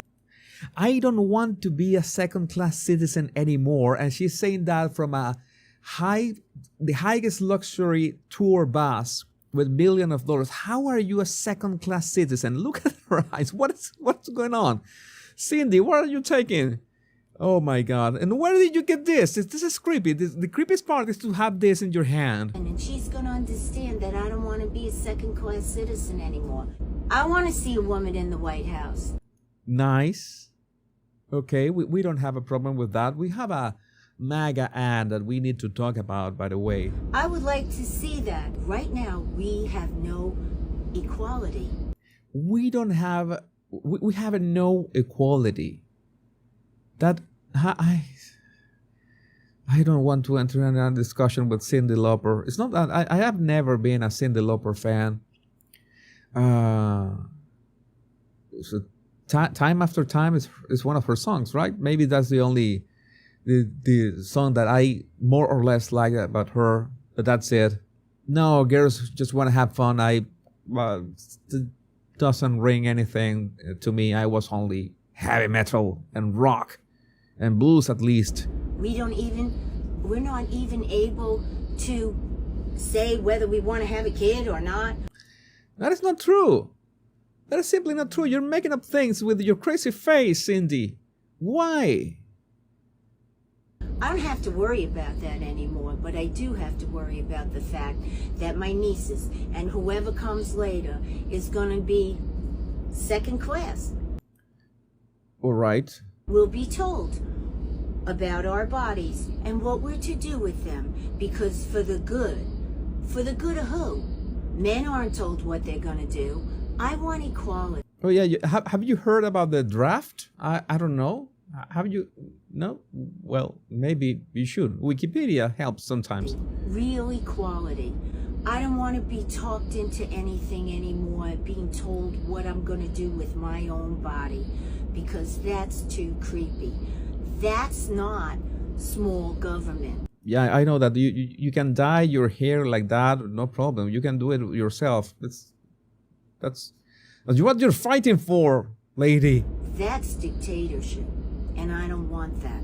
So, ladies, can we stand together once and let our voices be heard? Unless you like The Handmaid's Tale, I don't know. But anyway. This lady looks like if like Hillary Clinton and Hannibal Lecter enter a brundle pod, and it went horribly wrong. But anyway, I'm Cyndi Lauper, and I'm so proud to be voting for Kamala Harris. All right, so my God, this is kind of things. By the way, this is this was from DC Drano. This is a 34-week-old baby outside the womb. Florida's Amendment 4 would legalize the abortion of this baby. That's horrific. Florida, please vote no on Amendment 4. Something that gets into my nerves. This kind of things that putting this into perspective. There's something, I will tell you some stories at some point. This video from Thomas Sowell. We need to watch that video.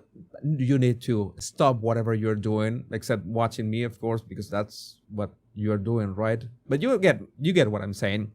So stop whatever you're doing, or maybe keep whatever you're doing as long as you listen to this, because this is just brilliant. Control the border, first of all, because if you don't control the border, it is absolutely irrelevant what your policy is, because other people will decide who gets in. What do we do about illegal immigrants who are in this country, supposedly 10 million of them, who are already here? Can we change the law and kick them out, or do we give them a path to citizenship, or what do we do, or ignore them, which is what we're doing now? Well, ignoring is the most politically expedient thing to do. The question is whether or not you want to enforce the law. And if you enforce the law, I think you'll solve 90% of the problem. If you're here illegally and you pay a price for that, fewer people will come, and many of those who are here now may decide that it's time to leave. The silly notion that you have to search out every illegal immigrant, nobody is even suggesting that. But do you agree, for example, with what Arizona is doing where... Yes, they're enforcing the law. And it's ironic that the government has stood idly by while all kinds of cities across the country have publicly announced that they will not obey the law. And they did nothing. And now that Arizona says they're going to enforce the law, they're starting lawsuits against Arizona. So you don't think, for example, it was proposed by John McCain, and President Bush supported this, a kind of a path to citizenship? No. Where you say you got... There's always been a path to citizenship. You just don't break into the country and expect to take that path. Yeah, you just don't break into the country and expect to take that path. And there's another thing that we should be seeing.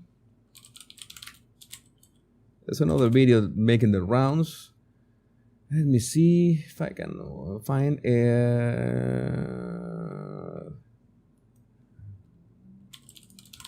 Video of Hillary Clinton. I don't know if I saved it to my. Okay, this is. I got it. You're gonna show it. Yeah, I had saved it. I forgot about it. Hillary Clinton in 2008. If they have committed a crime, deport them. No questions asked. You're gone. If you want to become a citizen, you have to pay a stiff fine, pay back taxes, and learn English.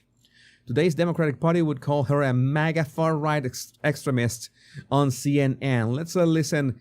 Let's hear this from Hillary herself. So I think we got to have tough conditions.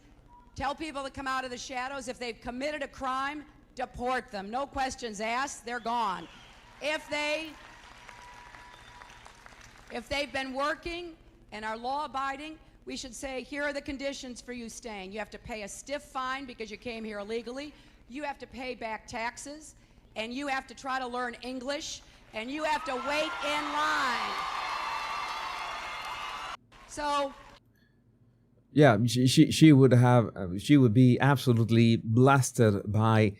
This is the thing that I always find so. I don't know, disgusting about politics and how people don't realize that this happens so often in so many ways. So we're talking about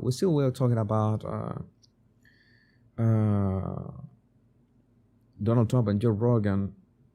Okay, I'm gonna play this clip. There's a clip that I want to play. This one. This is worth it. So, Joe, you cannot be voting for Kamala. You're not a Kamala person. I know you. I've watched you. And hope that this doesn't get copyright or anything. The same thing, Joe, because you cannot be voting for Kamala. Kamala, you're not a Kamala person. I know you. I've watched you. I know him better than he is. You know what? Without speaking to you, I think I know you maybe almost as well as your wife. I have watched you for so many years. You're not a Kamala person. You're a Khabib person, but you're not a Kamala person.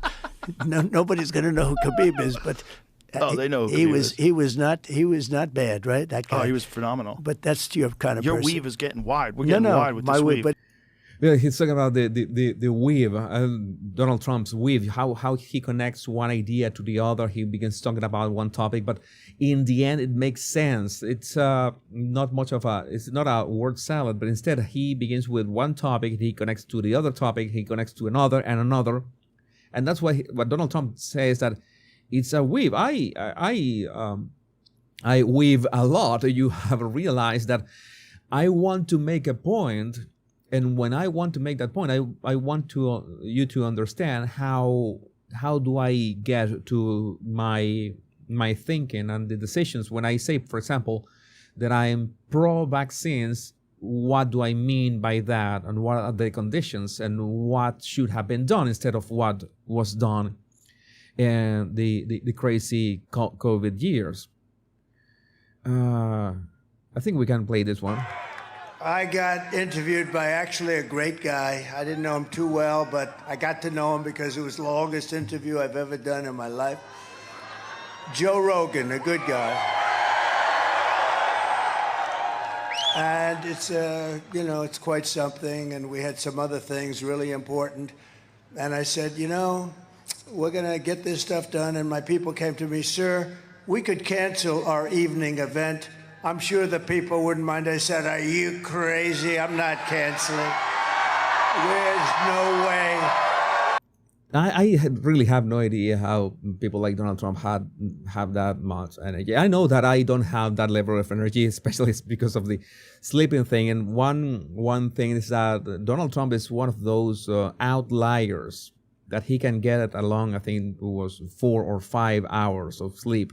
No, normal human beings, I cannot go by with 4 or 5 hours of sleep. I will collapse. I have tried.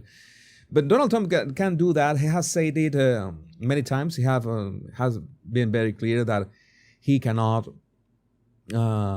do that as in for much time. Sorry, that people cannot do that for much time. I was thinking that I need to make a pause right now. I want to continue the live stream You want me to continue the live stream? I could be talking for 1 hour, 1 more hour. I just need to do one break, a very short break, and I will come back. So what do you think about it? Short break and we continue? You wait for me here? Just say yes. Just say yes and no, Jesus, we don't want. We want to enjoy our weekend. Okay. Well, there's something by the way that I have to do. The day of the elections, I need to. I will leave you with my not so elegant screen, my technical difficulties screen. I don't have I will be right back in a moment. I need like some kind of song or something generated by AI. I'm just gonna be away like 3 minutes at most, I hope. So right now I'm going to pause it. You're gonna see the technical difficulties screen, and we'll be back with you in just a minute. You will be able to see the chat. I'll be right back. 3 minutes.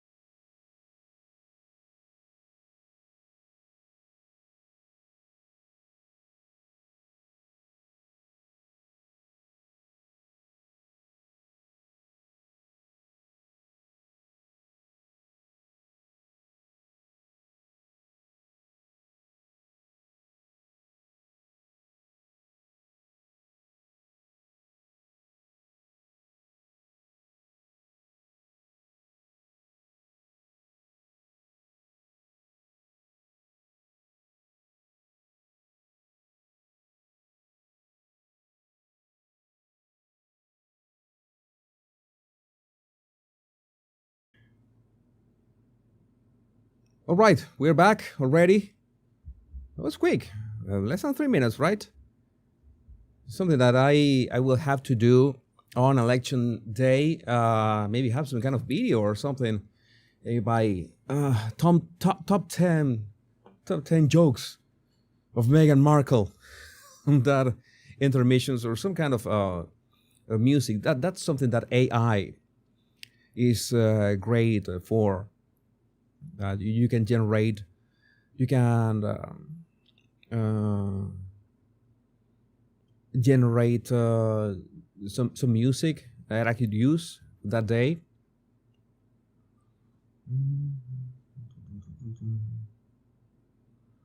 All right, so let's keep watching this videos. There was something I wanted to show you. Let me see. Let's check it here on my bookmarks. So many things that we have to Let's talk about something like that monologue of Alec Baldwin. Let's talk about something important. When I say that, I'm just quoting the Glenn Ross speech. At some point in my video making career, I will be a complete audio dubbing of the Glenn Ross speech. Something that's just amazing. I don't know if you have watched it, but one of my favorite scenes in cinema like ever. The Washington Post. Let's talk about the Washington Post. What happened with the Washington Post? Well, this guy happened. Jeff Bezos personally intervened to stop the Washington Post from endorsing a candidate after the editorial board had drafted their endorsement for Harris. I understand that this is the first time in 36 years, the paper's page editor, David Shipley, had already approved an endorsement of Harris and had reportedly told colleagues that it was being reviewed by the paper's owners, Jeff Bezos, according to NPR. The Washington Post has itself reported that the decision was down to Jeff Bezos. It marks the first time the paper hasn't endorsed a candidate in 36 years. 36 years. So, Jeffrey knows something that we don't. Or maybe we know it, right? We know it as well. Maybe we don't know how to. We have other ways to say it. I have other ways to say it. You know that I love talking here. Do you? This was 22 hours ago. Just in, Washington Post editor-at-large Robert Kagan has resigned from the Post following today's decision not to endorse the presidential race. Media reports. What's it? Washington Post, right? Yeah, the Washington Post. Jeff Bezos killed Washington Post endorsement of Kamala Harris, paper reports. It was so amazing. This was the Washington Reporter. After seeing our colleagues at the Washington Post and the Los Angeles Times publicly reject Kamala Harris, we recognize the stakes of this election are too high to stay silent. We fully endorse President Donald J. Trump. All right. That was nice. And in this channel, we fully endorse President Donald J. Trump. Let me see. All right. Thanks to Corey A. DeAngelis. Washington Post presidential endorsement by year: 1992 Clinton, 1996 Clinton, 2000 Gore, 2004 Kerry, 2008 Obama, 2012 Obama, 2016 Clinton, 2020 Biden. All of them blue. 2024. No endorsement. Oh, this is devastating news for Kamala Harris. This is how you get things in perspective. That's why I love things visually, because visually you can understand things. You can understand the stakes. Insurrection Barbie. In case anyone's keeping a list of the people that refuse to endorse Kamala Harris, the Washington Post, the LA Times, the Teamsters Union, the Firefighters Union, the Police Officers Union, and the Border Patrol Union. It is something. It is something. Oh my God. And I saw this. I saw this really interesting. Geiger Capital. Genius move by Bezos. Refused to let his paper endorse Kamala, forcing the partisan activists to resign on their own without severance and then replace them with real journalists. Rebuild credibility at the Washington Post. I mean, this, how to say this? Wait.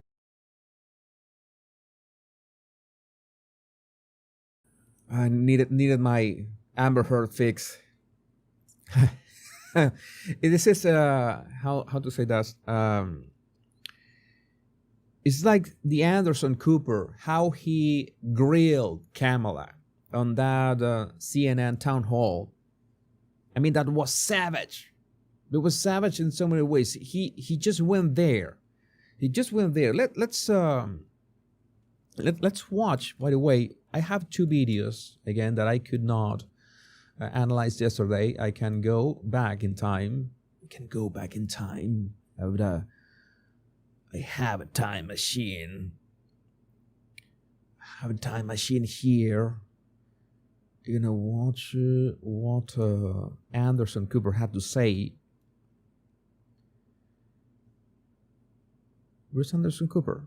I had it him right here. Right here. Okay. Couple clips. We have. All right.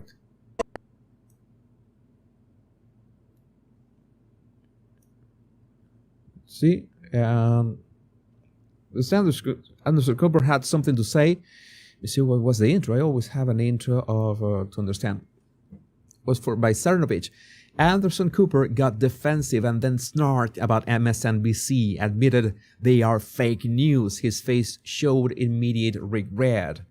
Yeah, because in many ways, I understand that most of these outlets have seen the writing on the wall. They have seen what's coming, and they want to have some kind of credibility left in case, well, happens what they fear it would happen. This country where, you know what, I got so many, I don't look at comments about myself, but I was looking up some comments about my grief podcast, and I came across this whole inundation from people who are Harris supporters saying to me online today, like, how dare you, what a betrayal that you would ask her these questions.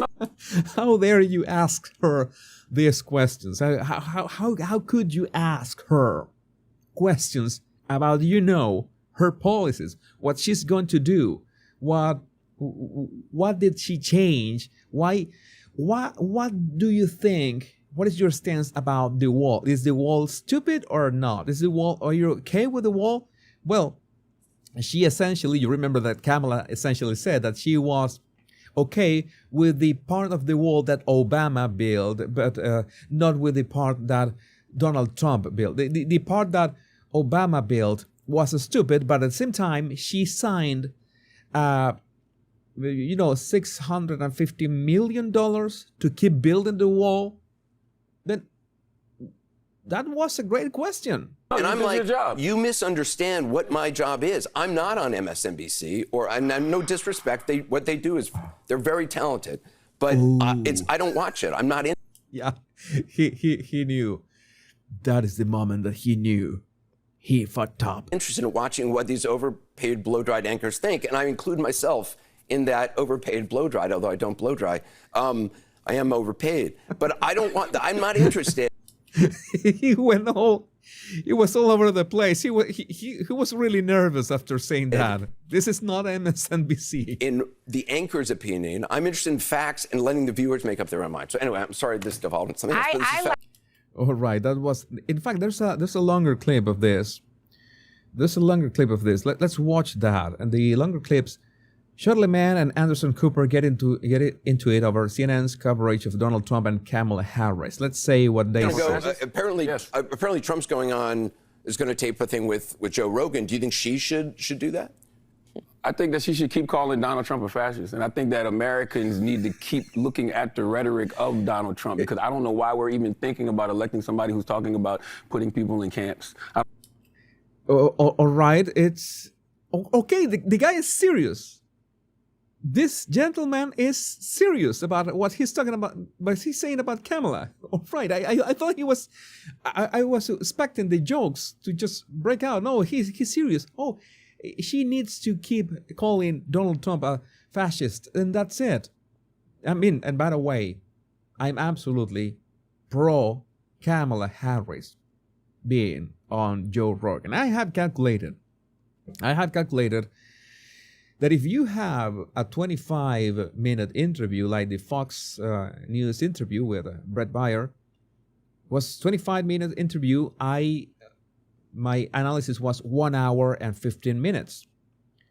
And it's more or less, that is more or less for every 18 or 20 minutes of interview is 1 hour of body language analysis. I have noticed that There is a very good correlation in that. So I have realized that if Kamala Harris goes on Joe Rogan and she goes for the full 3 hours with Joe Rogan, then my body language analysis could be anywhere around 8 hours. And I would do the 8-hour body language analysis. One take, maybe even live. Let's do this live. I will do it live. I need to put the Bill O'Reilly. This is my spirit animal. Bill O'Reilly is my spirit animal. I need to put him. I need to invoke him right now.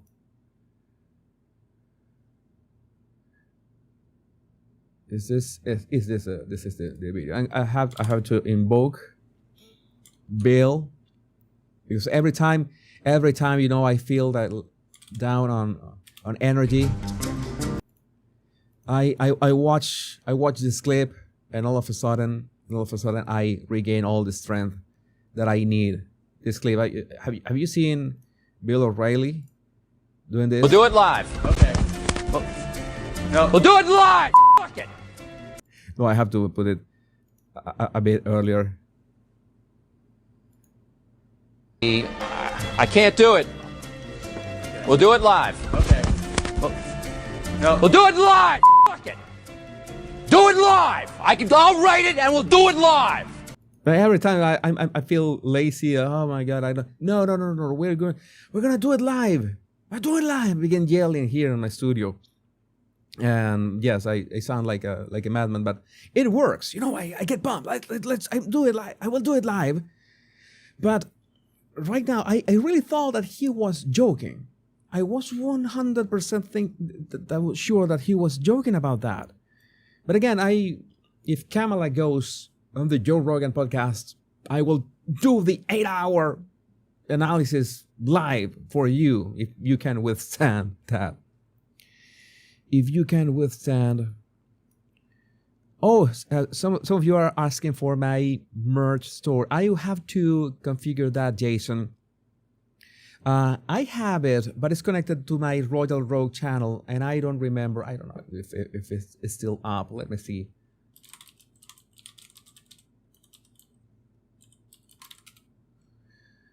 Oh,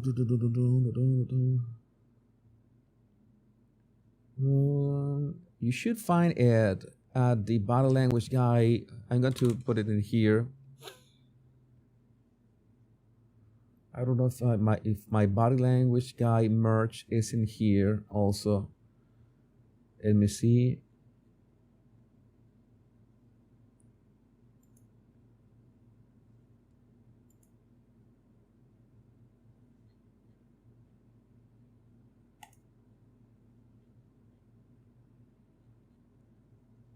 I should check it. Let's see the store. If I can find, because there should be a link to the store so you can find the body language guy stuff as well. But I think that it's not. No, I need to activate it. Maybe next week I will. Maybe on Monday I could fix this, because I have the store, but I cannot see my body language guy. This is it. I have one store, but I don't have my body language merch here. Only the Royal Rogue merch. So I'm going to fix it. Thanks you for pointing that out. But again, I would make that analysis. Let's keep watching this.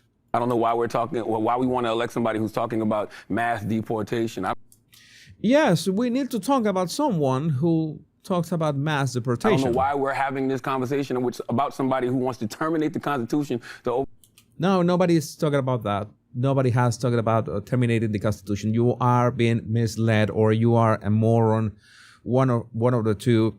Well, if you call yourself Charlemagne the God, you are by definition a moron. Throw the results of an election. Aren't we supposed to be a patriotic country? Whenever somebody like Colin Kaepernick takes a knee in this country, everybody talks about, oh, that's so unpatriotic. But a guy can say he wants to terminate the Constitution.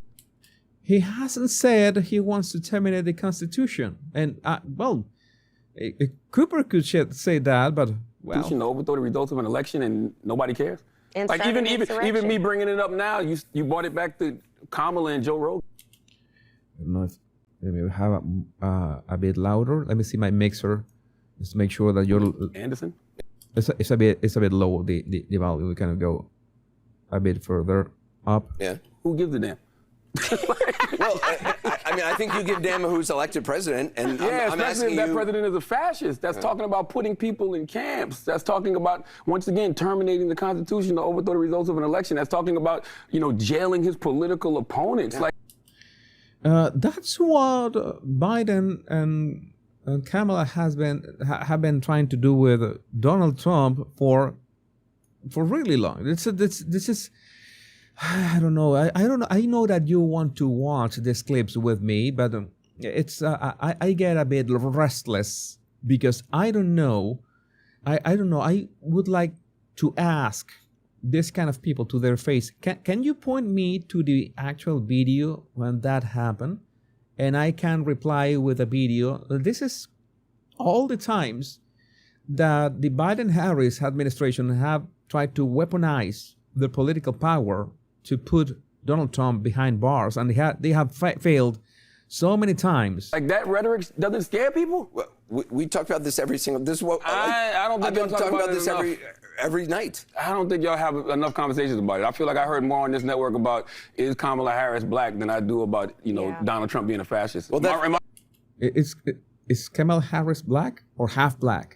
It's like I don't know, like a cappuccino. Am I wrong, Angelo? Honestly, that's bullshit. I'm sorry. Oh, I like that. That's Go ahead, Anderson. No, I'm not. Look, I'm a huge fan of yours. Okay. But to say that we're sitting around discussing is Kamala Harris black, like I've seen that. I've seen those roundtable discussions a lot. Now that's true. Bullshit, Anderson. For you to say that y'all don't have those conversations. I've never asked somebody is. I'm not saying Kamala you. Harris I said the black? network. He said the network. I don't think anyone I don't think any anchor on this network has been going around saying, "Is she black?" Y'all have never had definitely. We have had. We could be at the beach. We could be at the beach, my friend. We should have I don't know, like some kind of a global meeting. Let's meet at a meet up at a city or something. Do something better, like eating tequeños or something like that. But not this. This is not a way to spend a Saturday watching this. I don't think you can get like 3 digits of IQ between them. These 3 people.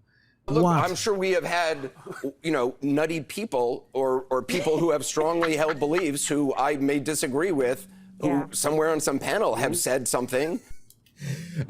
Props to Anderson Cooper. This is the problem when you don't vet your guests. That's my issue with interviewing people. I mean, I have some experience interviewing people, especially in person. In fact, all my experience is interviewing people in person, never through a Zoom call or nothing of the sort. But he's really trying to play it cool, and I don't think he thought that it was a good idea to have Charlemagne there. But yeah. I will just speak up for what I do on the show. I do believe it's important to get people different viewpoints as long as they're willing to have a legitimate conversation. What I don't like are surrogate. I agree with him. That's what I always said, that if you can have a legitimate conversation, then we can talk. But the moment that I say, okay, so you are voting for Kamala, you are pro men being in women's sports, and people begin to insult me. They tell me, well, Donald Trump is a fascist, he's Hitler and whatever. Wait a second. I just asked a question. Do you agree with the men in women's sports? And I get insults. Well, I don't get much insults anymore. I guess that the people that already realized that they were going nowhere with me and they were not answering my questions, they just left.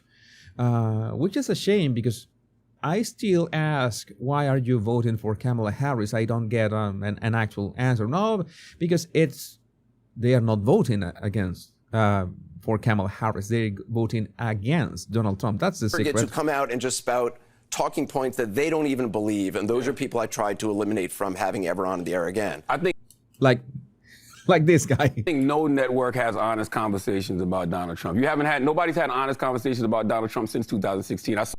But the problem, my man, my brother, is that the moment that we have honest conversations, we watch the clips, every single hoax over Donald Trump, we can debunk it in many ways, from first principles thinking to watching the video themselves. We can debunk whatever you are saying. And if you want to say that Donald Trump effectively said that he wants to terminate the Constitution, well, provide the receipts.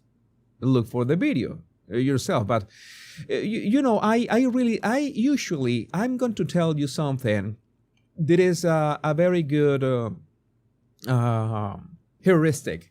I usually don't trust men who use eyeliner. I don't know. That's something that I live by. It has worked well for me. I don't know about you, but well, that's something that it has worked well in many ways. Saw last night they were talking about the double standard that exists between Donald Trump and the vice president, but it's always a double standard with Trump, whether it's with Hillary, whether it's against Biden, now with Kamala. We talk about him being a threat to democracy, but we don't treat him like one. And what exactly do you want? We talk about him being a threat to democracy, but we don't treat him like one. Okay, maybe it's because you would need the law to do that, and they have used lawfare in all ways possible, and they haven't been able to do nothing about it. I mean, I don't know what you've been watching, but I don't know of any Trump supporters out there or people who like him who are tuning in to me every night to try to get, to be validated in their opinions. Yeah, usually, but effectively, I don't know why I'm looking at you right now, watching you, Anderson. This is pure, I don't know, pain for me. I don't know. I don't know. I don't think it's about validating. What you mean, validating the Trump? Well, you're saying that we're not. That I guess you're saying I'm not discussing all the things he is saying and doing and pointing it out and talking to what John Kelly. I mean. Oh, Anderson, you F up big time. We have another topic that sadly we left out yesterday. We need to talk about this guy. Before we talk about John Legend, I want to just make a big shout out to Gina Carano. Gina Carano, one of my favorite actresses. Two of my favorite fight sequences in film are from Gina. She was at Trump rally and she was having a blast. I'm leaving the country if Donald Trump is elected. I will not be leaving the country if someone I don't like is installed in power. This is the thing that's why at some point I have considered merging all my channels in only one and only calling it Jesus Enrique Rosas, the channel itself, because I like to talk about so many topics. In this case, the Gina Carano thing with Disney, with Star Wars and Disney, is something that at the moment I wanted to talk about it, I did not have time to talk about it. I would like to talk about it now. The way that she was canceled by Disney and Hollywood just because she made a silly joke that was not hurting anybody is like she said that she just tweeted, "My pronouns are beep, and she made she wrote Android sounds, and it was a complete shitstorm on her that ultimately led her to be kicked out of The Mandalorian. And it was, I think that many people saw through the veil that Disney, well, we already knew that Disney was quite evil, but Star Wars and Disney, there's a sad story. I think that was for the best for Gina. And I know that then Gina, remember that Elon said for anybody who has been fired, had trouble at their job because of a tweet, then I have the attorneys. Let's do this. And I don't know if it was Gina who find out, someone told her, hey, Elon is doing this. You remember that you were fired of The Mandalorian because of a tweet? Maybe you can reach out to him. And I'm sure that it was, they are on an ongoing lawsuit against Disney.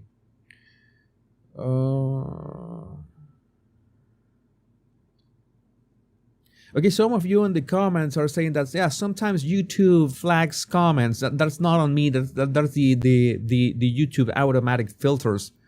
I hope that it was not that strict. That YouTube can be a pain sometimes with that, but try to rephrase your comments. That could work. So Gina being here is a huge thing, because she represents like freedom of speech and freedom of not being canceled for a joke. There's so many jokes that I have, many things that I have tweeted that are maybe a bit edgy.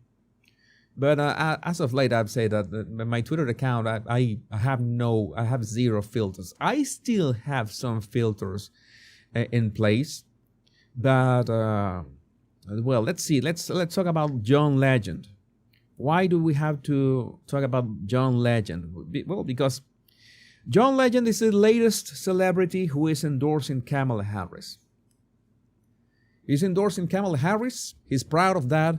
And there are very, very, very concerning videos out there about him. So let's take a look of his body language, how he talks about, those delicate topics, and how he reacts when Diddy is mentioned. Sean Diddy Combs, you were on his last album.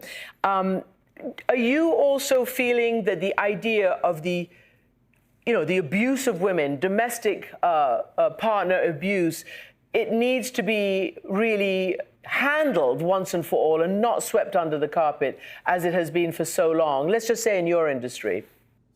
Yeah, let's see his answer. There are a couple of videos that we're going to watch. This is the first one. Oh, well, I was horrified by the allegations that I heard about Mr. Combs, and of course horrified by the video evidence that was released after that. But I was horrified by the descriptions that I read before the video evidence came out.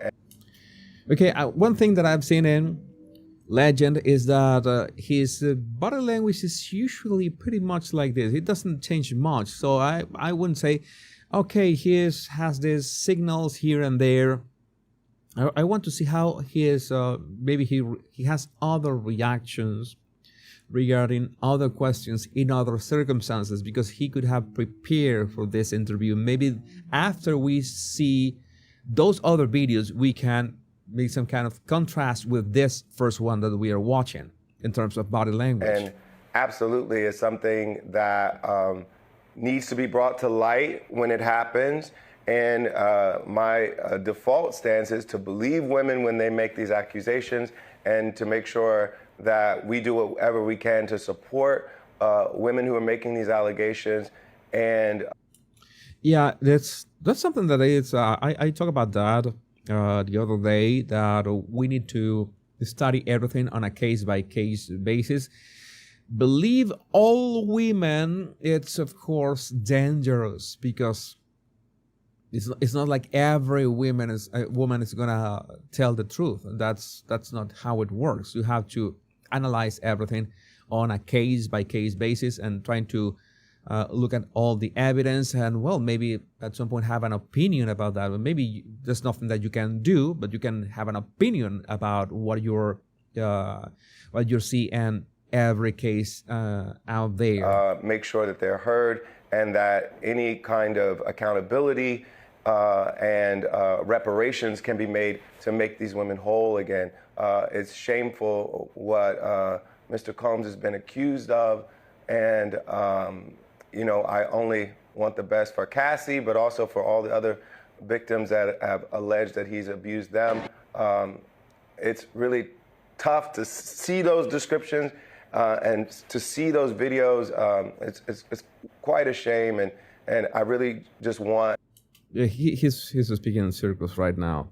Then we have another video. Was I think was more recent. We also will be looking at the video with Chrissy Teigen, his wife, which many of you already know that she's got quite a reputation, if I might say. I have 2 boys and 2 girls. There's not a chance in the world that I ever want any of my sons to grow up and be like Donald Trump. Okay. He is the opposite of what I want my kids to be. He's a liar. He's unaccountable. Yeah. He's a racist. He doesn't do the homework. Like, he's never prepared. He's never prepared. Kamala is prepared. I guess that he means, well, that is your opinion, I guess. He's a bully, doesn't pay people that he owes money to. Like, there's not a trait of his that you'd want your kid to have other than that he's rich. And he got rich from $400 million that his father gave him. How many of us have access to that? Well, that is a bit, you know that kind of resentment that some people have, and that sounds like that rumor of Elon being able to have a kickstart because his father had a emerald mine, and no, that has been already disproven not only by Elon but fact checkers on the internet. And so, like, as a father raising 2 sons, he's the exact example of what I don't want them to be. Right. Okay, and then there comes the video of Chrissy talking about the parties. Public place, you did it. Is this the best or the worst? What do you do? The best. Okay, the best. Probably the Obama thing. John. You see John's face when she says, a public place where you did it. I guess that they're talking about the horizontal mambo or something, or maybe the vertical mambo as well, because we have to be inclusive. We have to take into account all the angles. And you see that he is don't go there. He does the don't go there face. John, what's it? Oh God! Oh God! John? What is your wife talking about? I don't know. Yeah, that was a thing that I spotted. You saw it too. That pressing of the lips, and I don't know. That right there. We're not. Chrissy, get back here. What happened? We're not going to discuss that. We're not going to discuss it? We're not. We're not. Okay. Oh my God. Secret Service. Come here, jump back in. Hi. Look at you. Yeah, you know that we talk about Diddy, we talk about the Obamas, we talk about those tapes. Those tapes, if those tapes are released, if the truth of those tapes are released, if the truth of you know which other tapes nobody talks about? The tapes of all the cameras at Jeffrey Epstein's house. Jeffrey Epstein's house had all these tapes. You remember that? I don't know that word is sliver. Sliver.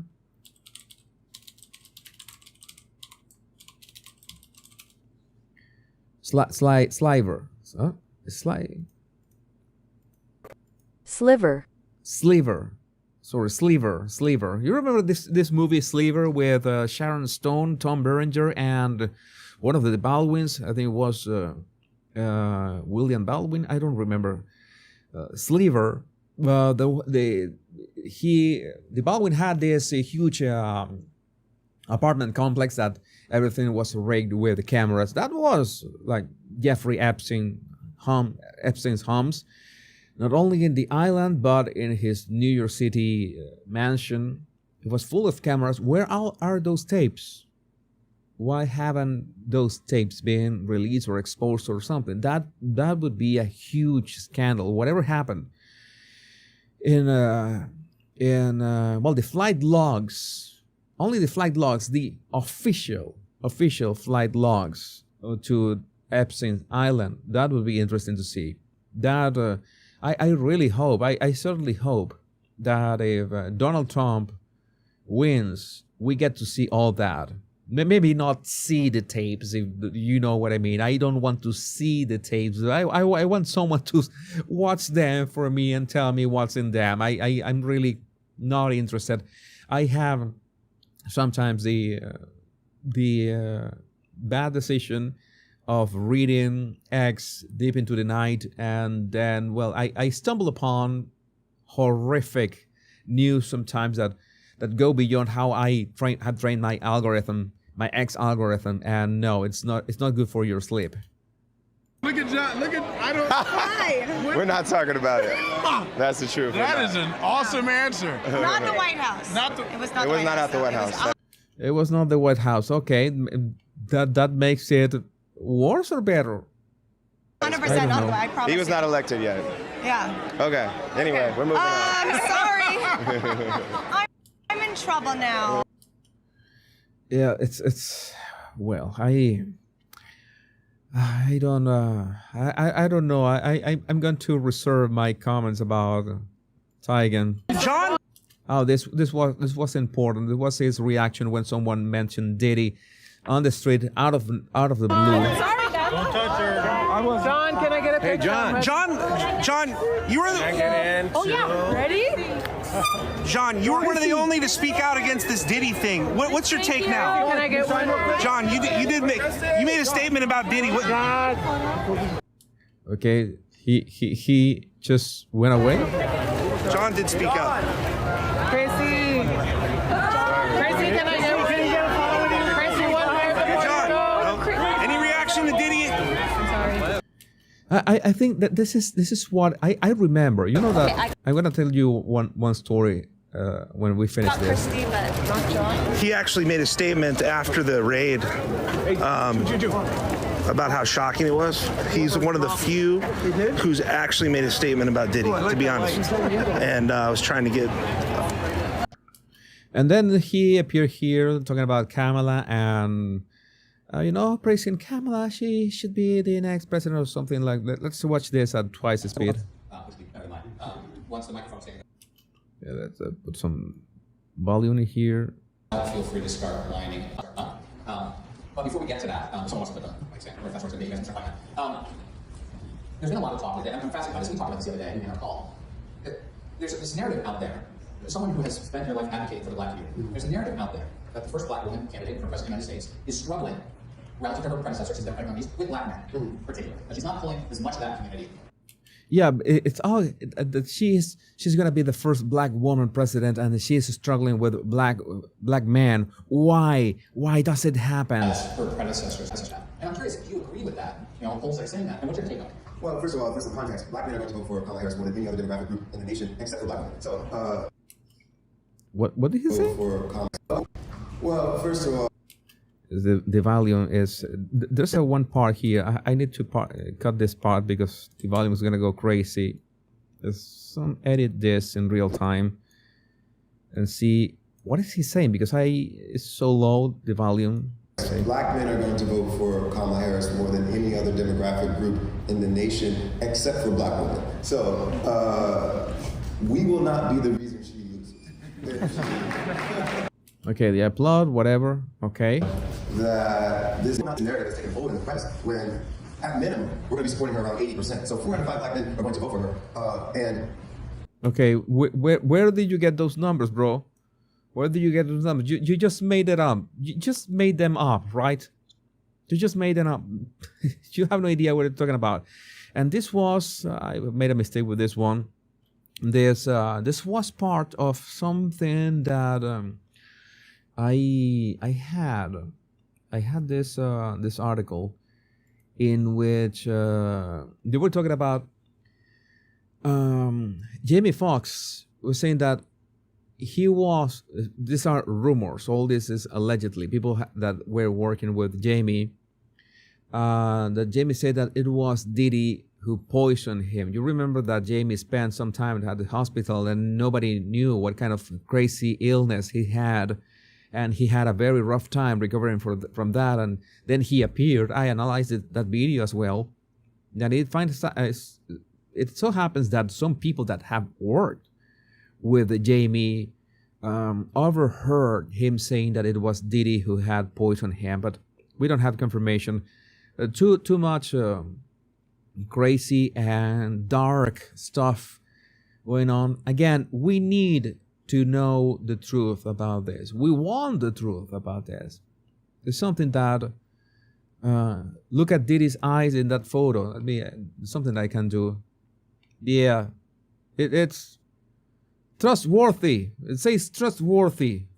Yeah, let's trust this guy with your kids. No problem whatsoever. Keeping an eye on your comments. Keeping an eye on your comments.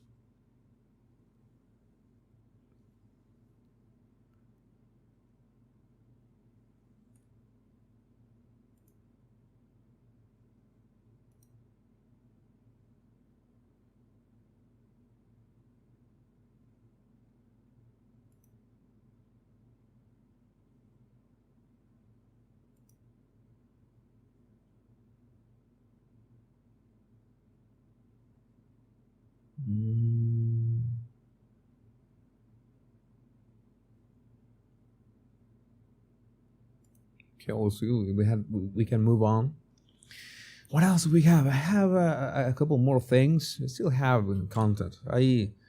There's unlimited content. I should be. This is like some kind of test for me. That should be testing my stamina and how much should I be able to withstand. We should be running at least for 3 hours today.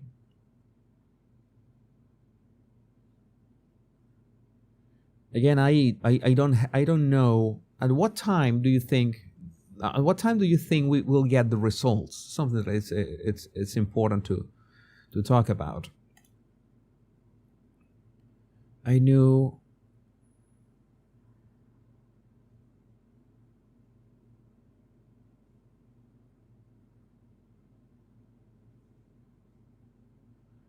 okay, we have one video from Danny Polishchuk. This guy is always brilliant. Let me see. We need to watch this video.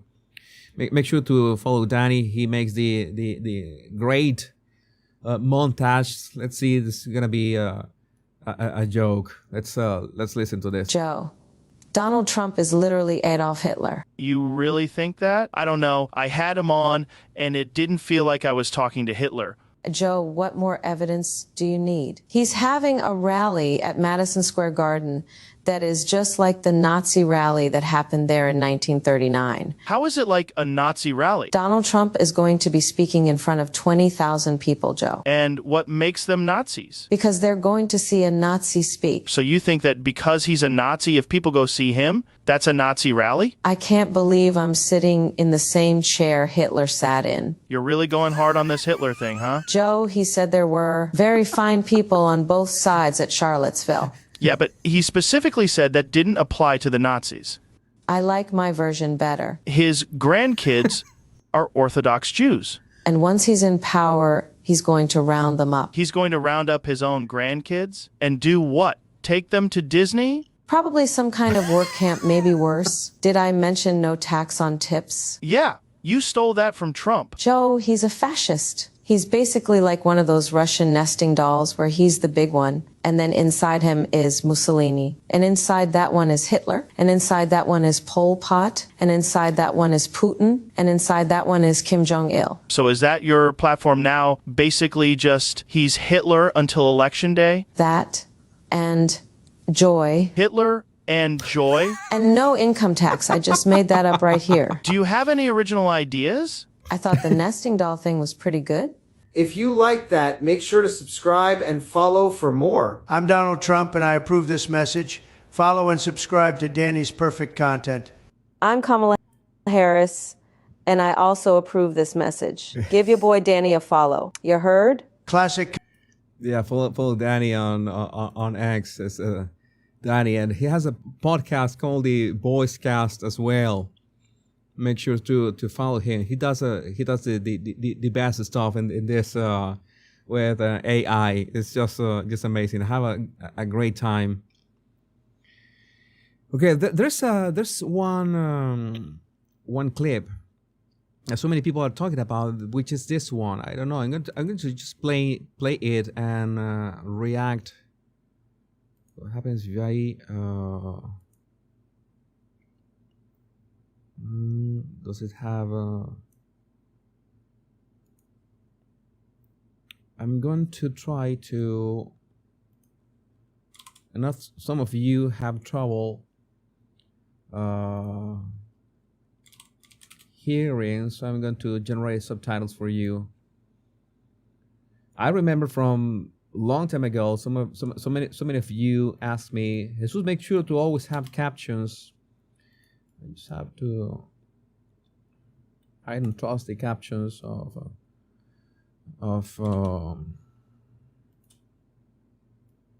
say that the captions, the YouTube captions. I'm gonna make the captions myself.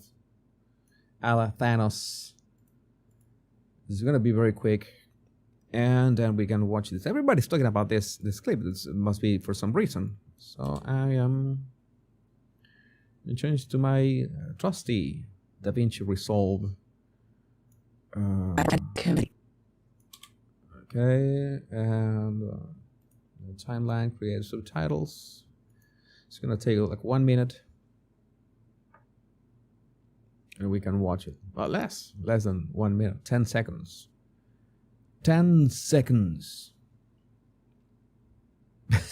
No cackling fake. Mike, you nailed it. You nailed it. There was no cackling on the video. That's how we know it was AI. Because we need the cackling to confirm that it was Kamala. Kamala, how some say. Yeah, let's watch this. Dear Kamala Harris, let's get one thing crystal clear. The vast majority of American men have no issue with electing a female president. Our issue lies solely with you. You were second in charge of California for 13 years. As California's Attorney General, Harris promoted enforcement of a law that allowed prosecutors to seek jail time for parents of truant kids. As a prosecutor and law enforcement, I have a huge stick. So I decided I was going to start prosecuting parents for truancy. I thought that was crazy. I was like, how can you lock parents up? If you don't go to school, Kamala's going to put you and me in jail. Yes, we achieved intended effect. I opened the door and I see at least 7 or 8 cops that wanted to arrest me. As a matter of fact, they did. And frankly, you know the prosecutors in my office who volunteered to do this?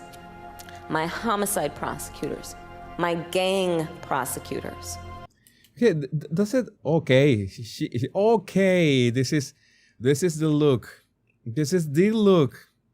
This is what seals the deal for me. This is the unlimited power look. Oh my God, this is not gonna go well. I mean, I have mental and psychic countermeasures in terms that things go wrong. If Kamala Harris becomes president of the United States, I already have, you know that I can adapt to any scenario, and I play that scenario in my mind. It's something that I can do, but still, I'm afraid for so many people who doesn't have that ability.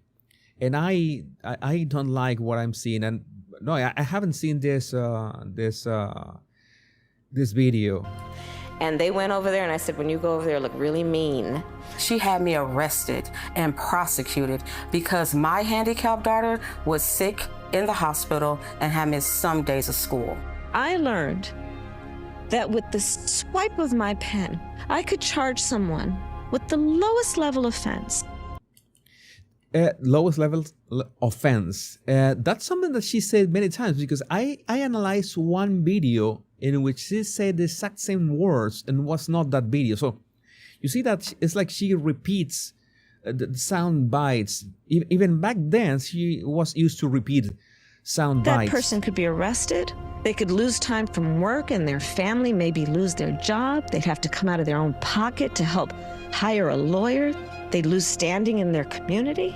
I lost my job and couldn't pay rent, and we got evicted. Weeks later, I could dismiss the charges, but their life would forever be changed. I became homeless. We had to move into a motel. All because of the swipe of my pen. I don't agree what Kamala Harris did to my mom, and I don't agree with what she's done to other parents as well. You were second in charge of the United States for 4 years. If anything, would you have done something differently than President Biden during the past 4 years?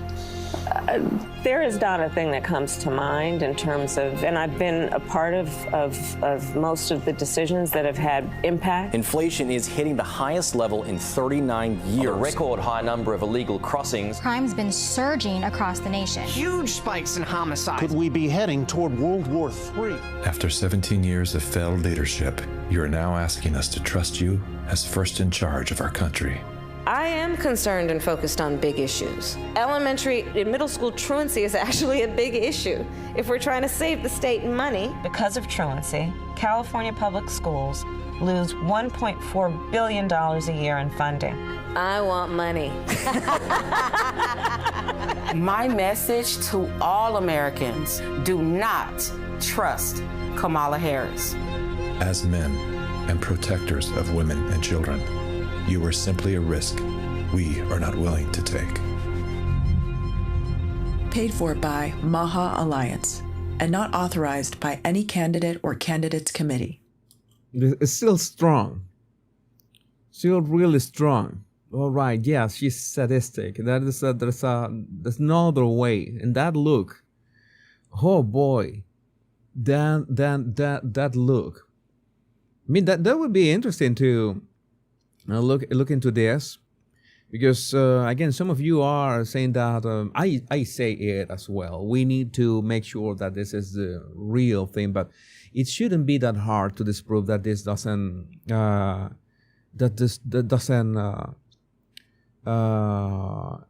is not real.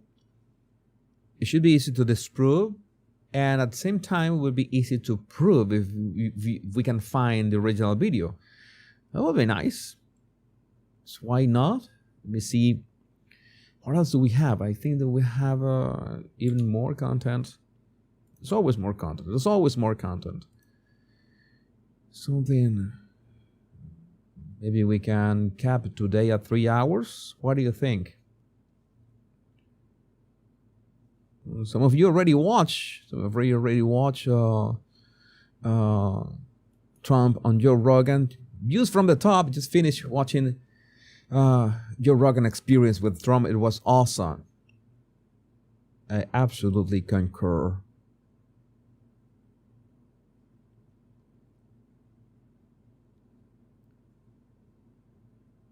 Her huge steak is called Barack. Yeah. Good one.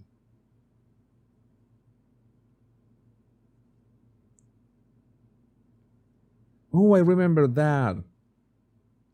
I think I took a look at this back then. Hey, Battle Language Guy, can we talk about Jill Biden and Kamala husband kissing video like a year ago? Are they swinging? I remember about that video. I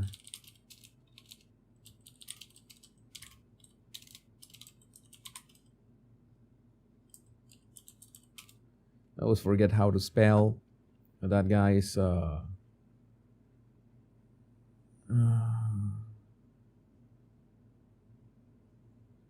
Huff. I got it wrong. Should just oh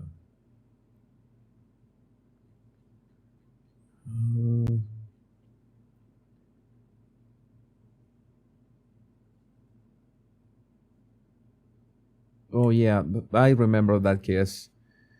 Let me see.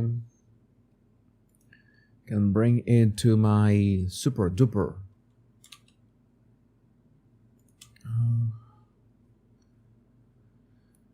I remember I analyzed that back then.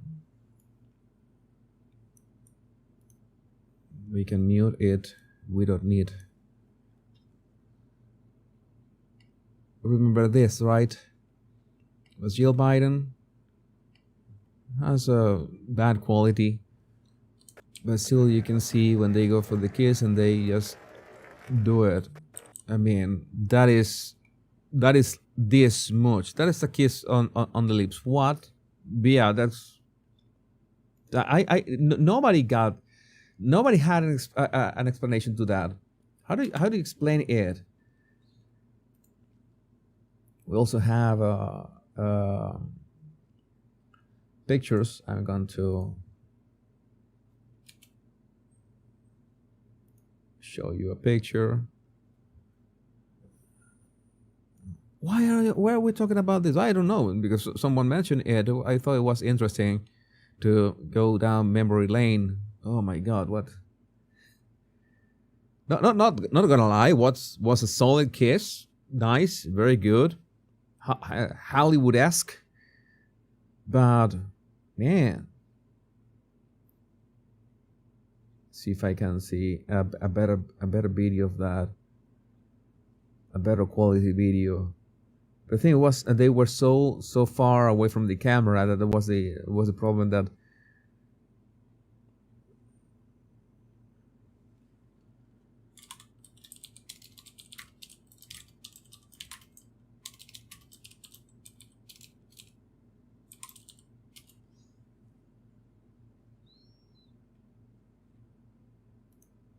Has everyone here seen?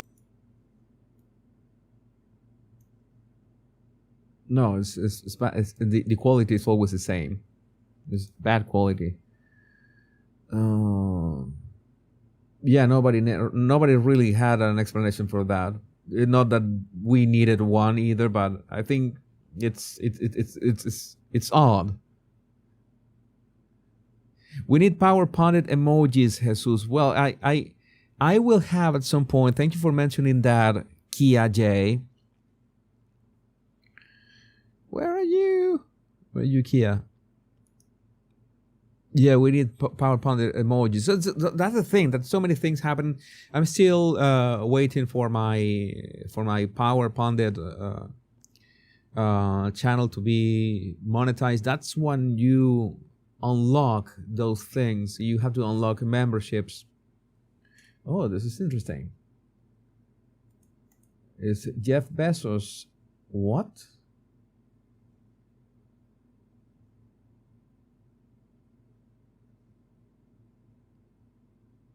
What is this? What am I looking at?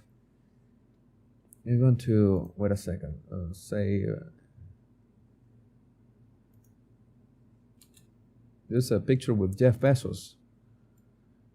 Now that we're talking about Jeff Bezos, oh no, it's an Abif movie. Let me see. Of an image new tab, and opening the image in new tab, we will be able to see it in Chrome. And in Chrome, this just popped up when I was looking for that picture. This is with Jeff Bezos. It's okay, but it's I don't know. That's the way I kiss when I like the girl. See your comments. Nothing to see here. LOL. Oh my god, and man.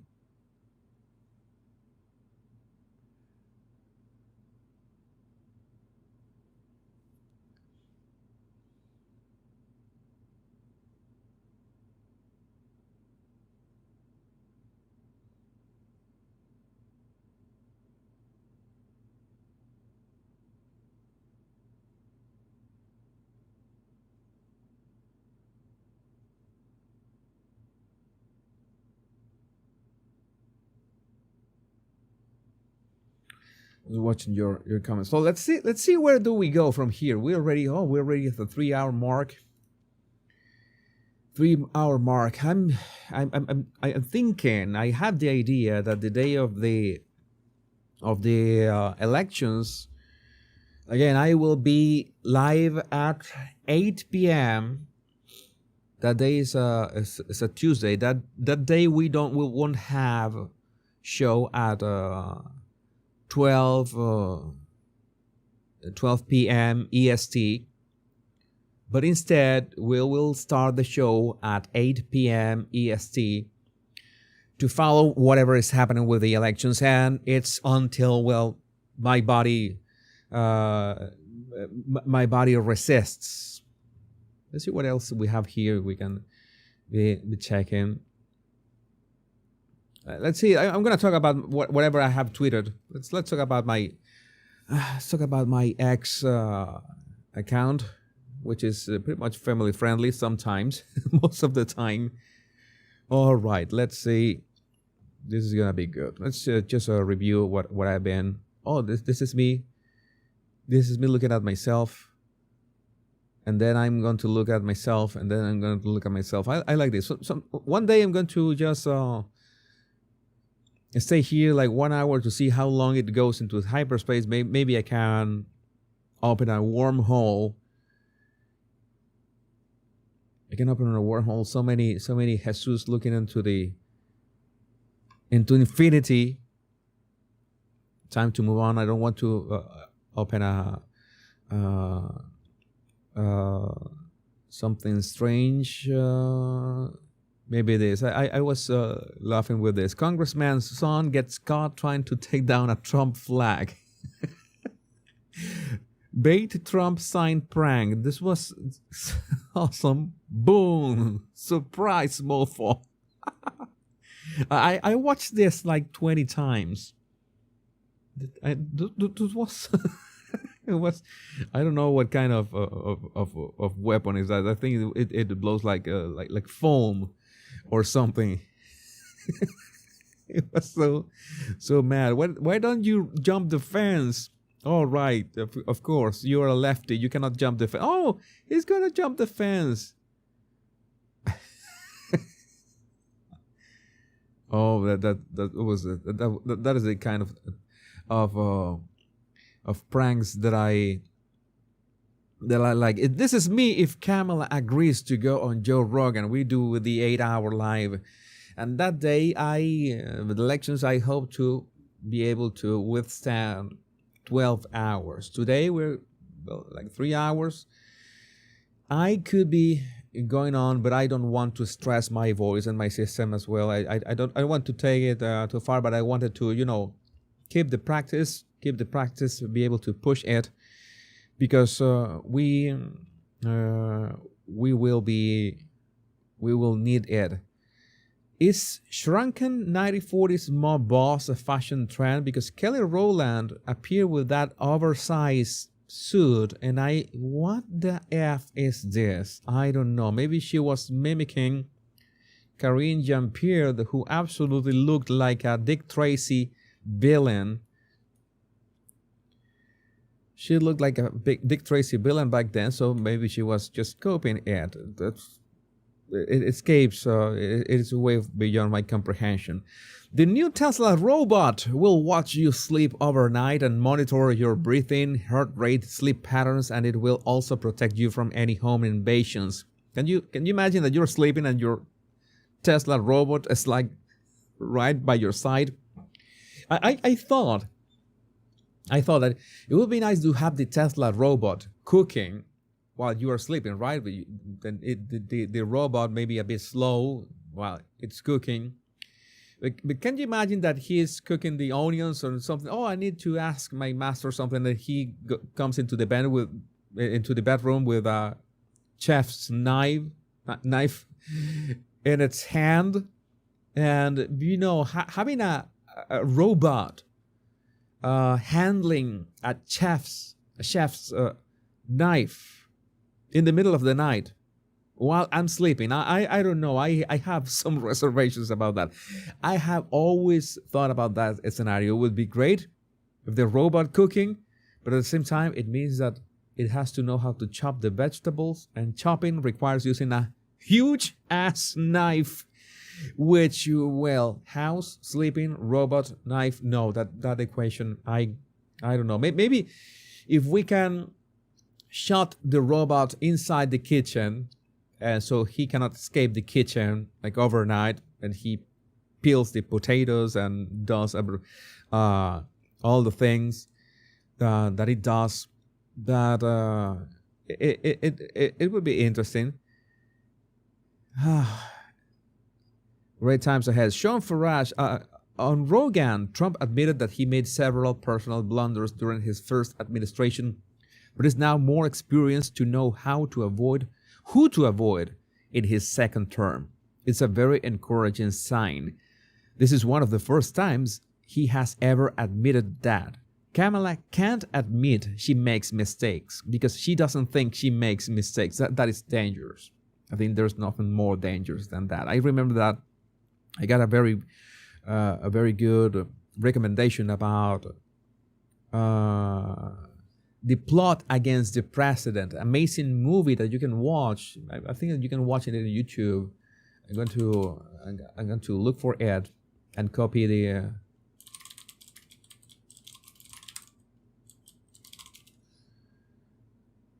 Yeah, I saw right here that the full movie is out there.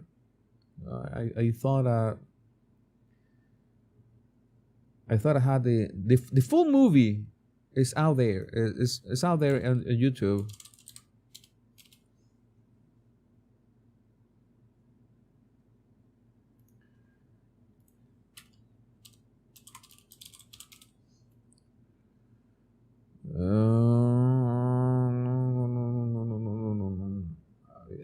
I knew that I have seen it, but that's the name. Maybe they was removed from YouTube, but that's the name. The Plot Against the President.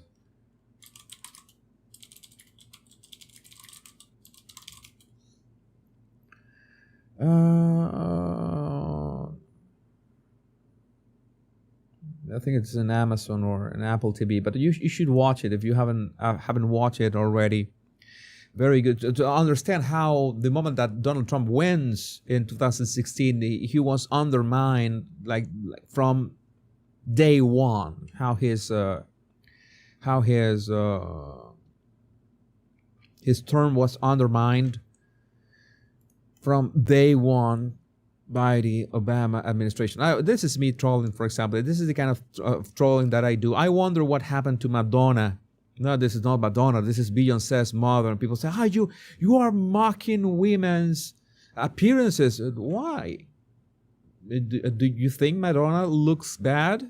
Do you think Beyonce's mother looked bad? No, I'm not saying any of that.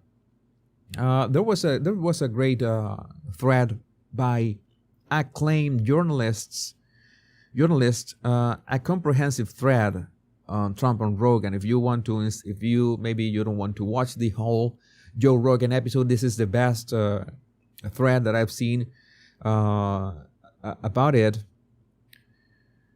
There was this thread that you should watch. You should check it out on my X account by Ingrid Skop, MD. I'm a board certified OB-GYN, currently practicing in Texas, and I have been practicing for over 30 years, and I have delivered over 50,000 babies. Allow me to shed some light on the harmful lies coming from the pro-abortion lobby. Go and read it because it's interesting. What else do we have? Baron Trump has reportedly been advising his father's podcast strategy. He has been doing really good. Baron Trump, I'm sure the Baron is heading for great things. And this is the poll made by the Joe Rogan podcast account. Who are you voting for? And 96% Trump, 3.7% Harris. Well, you know that it might be, of course, biased because of the followers of the podcast. And this image was just amazing. The black and gold MAGA image was just amazing. I have to say it.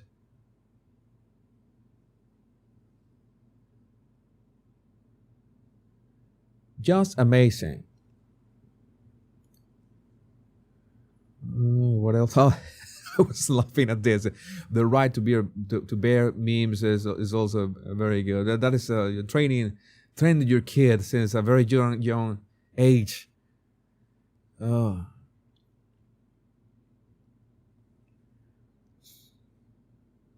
There's Gina Carano with Donald Trump. Great to see Gina with the Don. Oh, this was something amazing. By the way, talking about Metallica. It is 1982, and you get a flyer for a $1 concert down the street. The band is called Metallica. And by the way, this video, I don't know if I can play it for copyright purposes, but Kirk Hammett just nails those solos. That kid, Kirk Hammett, ladies and gentlemen, that kid was so talented. I remember that I wrote about that didn't work out, and they had to keep him out of the band, and then they hired this guy. They had played at some venues with this band called Exodus, if I remember correctly. It was Exodus, the band. And he immediately said, okay, it's not that I made it. I'm sure I'm going to get a copyright problem with that. But you can go to my X account and watch the video, and how Kirk Hammett nails that solo live. I mean, I played guitar for a long time. I wasn't the one who practiced like 5 or 6 hours a day. And I saw that, and how this guy nails that live so easy. It was masterful. Again, it's all a matter of taste, because the funny thing is that I have never really liked Kirk Hammett's solos. I don't like his solo style. My solos were never like Kirk Hammett's. But I know the level of complexity and the level of technical progress that you need for that. I cannot play you, James, a thing of being on the shoulders of giants, like Sir Isaac Newton said at some point, is that we have to recognize the people who thrived and fought and had all these struggles before us. And that's why I sometimes tell you, we should do the right thing. And why would you do the right thing? For example, it's like when we talk about the Stoics, that my voice is beginning to say, I'm tired, boss. Well, we're not even 4 hours in, you rookie. My voice should be, I remember my first live stream was 4 hours. Do you like Dan Vasc? Dan Vasc is amazing. Dan Vasc is amazing. I love his voice. I love the intro to Friday Night Tights. That's something that I could play on repeat. I could play on repeat that intro.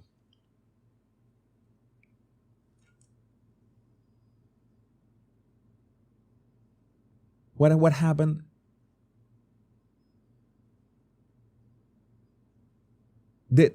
What happened with the podcast?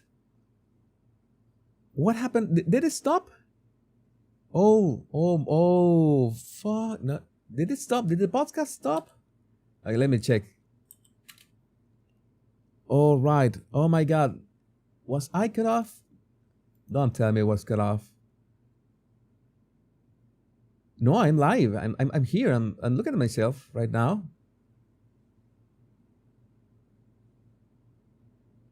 No, the chat is on. The chat is on. Oh, we're still on. Nothing is happening. If you see something not working, reload. Okay, we can. I think we can move on. I still see policy violation. Oh my God. All right. Let me see. Oh my God. It's as I told you. It's like YouTube is absolutely savage in that regard. YouTube is absolutely savage. The monetization is still on. No copyright problems, no restrictions of this live.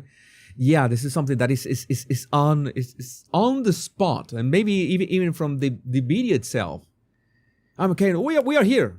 We're here. Maybe we can do this 4 hours. We can do this 4 hours. We were talking about Kirk Hammett, Joseph Trani. What else? Where were we?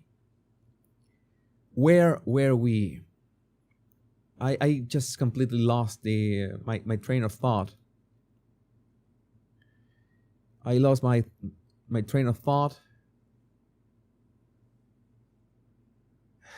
Policy violation. That is Obama. Thanks, Obama. We were talking about Dan Bask. Yeah, Dan Bask is his intro to Friday Night Tights from Nerdrotic is just amazing. I love that intro. I was talking about that.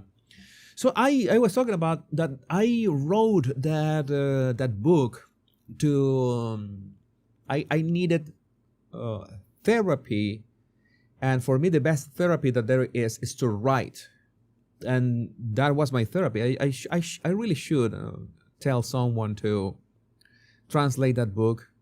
For me, I really haven't had time. Yeah, I should tell someone to translate that book. In fact, the book is already translated because I use this AI translating right now is much better than anything that I've seen ever. I should get that out at some point. But one of those stories, most of those stories were stories of struggle, and that's what I was talking about. That is doing the right thing. For example, I have a responsibility right now. Why do you have a responsibility, Jesus? Well, I have read the Stoics, and the Stoics said that you have to reflect on your own death. And yes, that's something that I reflect a lot about my own death. I think about myself on my deathbed. I imagine I don't want to have any regrets. Insert that GIF. You remember that GIF, right? That GIF. How do you say that? GIF? How do you say it? You remember that one? No regrets. I regret nothing. I don't want to regret nothing. I don't want to regret nothing on my deathbed. And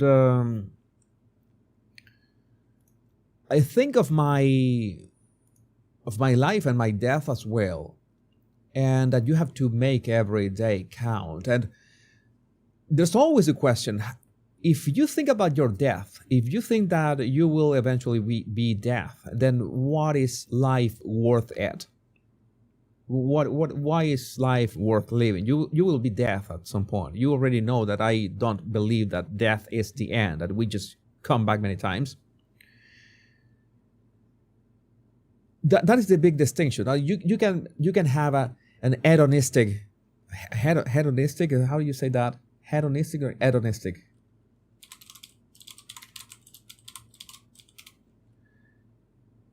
Hedonistic. Hedonistic life.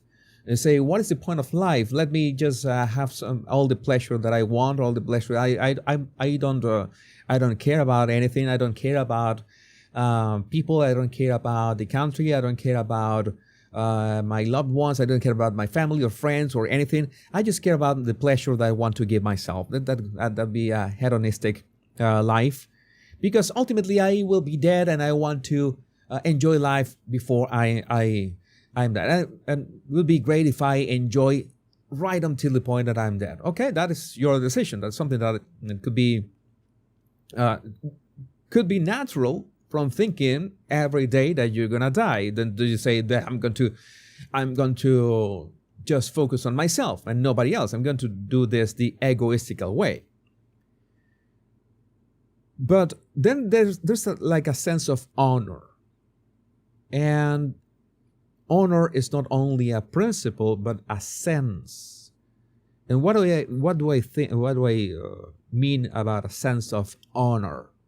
Who am I honoring? I'm honoring those who stood up before I even arrived here.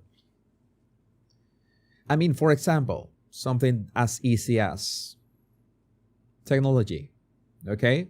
Yeah, we know that technology can be good and bad. It's not good and bad. It's only technology. We use it in the wrong or right ways. But you know how much it was required. How much it was required to get to this point in humanity. How much experiments, how many iterations of technology to reach to this point. Clean water, it's like drinking water. How do you get to this? From being like perpetually groggy of drinking spirits because you could not have a clean water to drink. You know, all the things that humanity has gone through, all the things that our fellow humans of our ancestors, maybe not in our bloodline, maybe in humanity in general, all that they have to go through so we could get to this point. I think at the very least one needs to honor their struggle and sacrifice. We're talking about people who lived when there were no antibiotics, when there were no anesthesia. That's something that one has to think about. The ones who build civilization, the ones who build knowledge, buildings, churches, the economy, the internet, there was something massive. If you have played Civilization, the game, you know what I'm talking about. To build a civilization from the ground up, to be able to see, spectate, and witness civilization growing, like you see something growing organically before your eyes. Something that you say, so many stories of so many people who decided, you know what, I could be just trying to enjoy myself. In many ways, it was hard to enjoy yourself. For example, if you were in wars, but you understand what I'm saying. But we are in this era of humanity, and we have this incredibly abundance, and we have so much technology. Sadly, some technology has been done for bad. And we have the least amount of poverty ever in the history of humankind.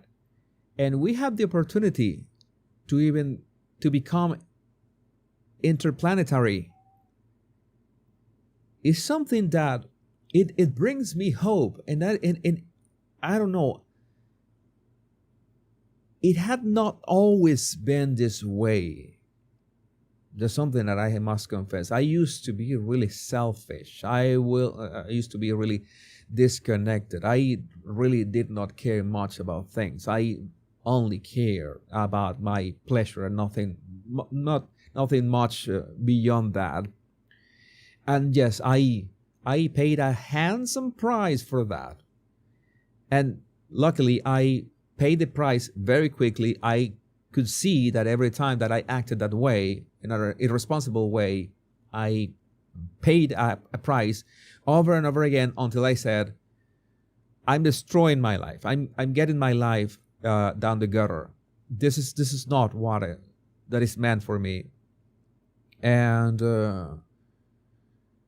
I must say that I have been very lucky in many ways, especially with the people that I have met in real life, and the moment that those meetings have seen one word, one sentence, one something, it's just something triggers the next thing that I think that I believe that I need to do.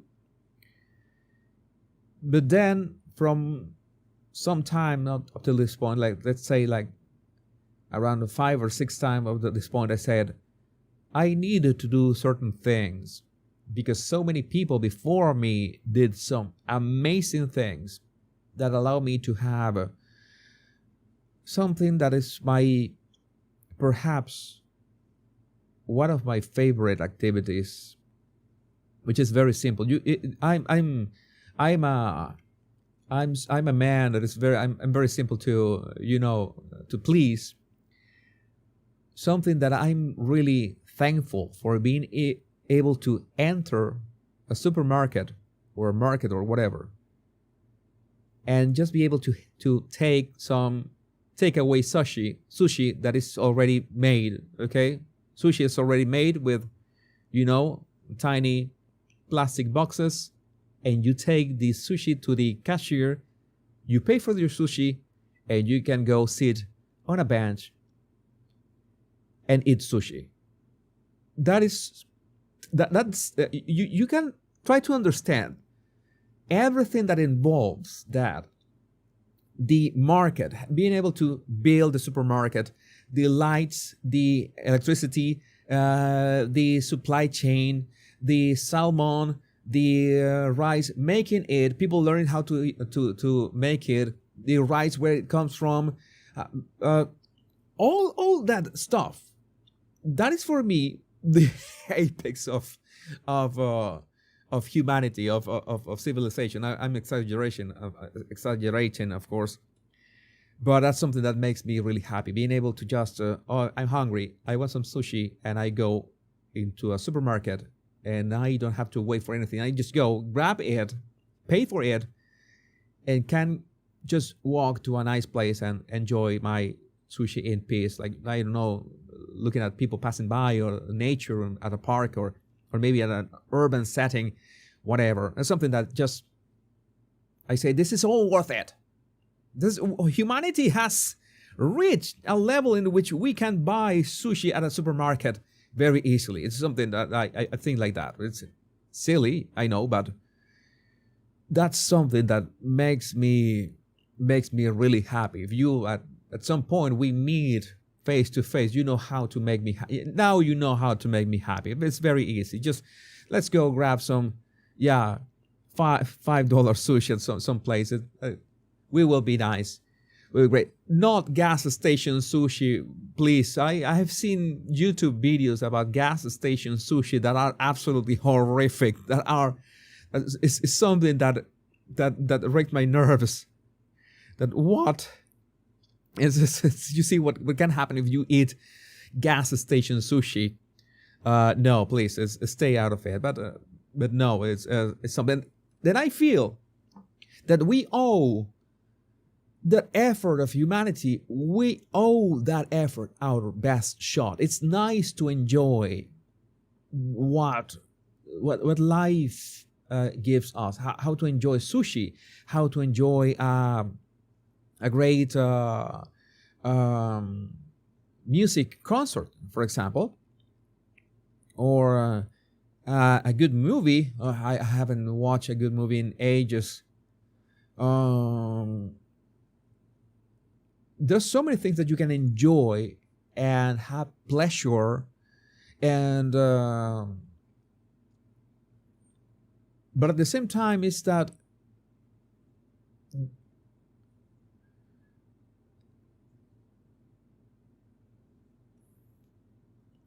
one of the strangest phenomena of humanity is how, when we are in our worst moments, how we are in our worst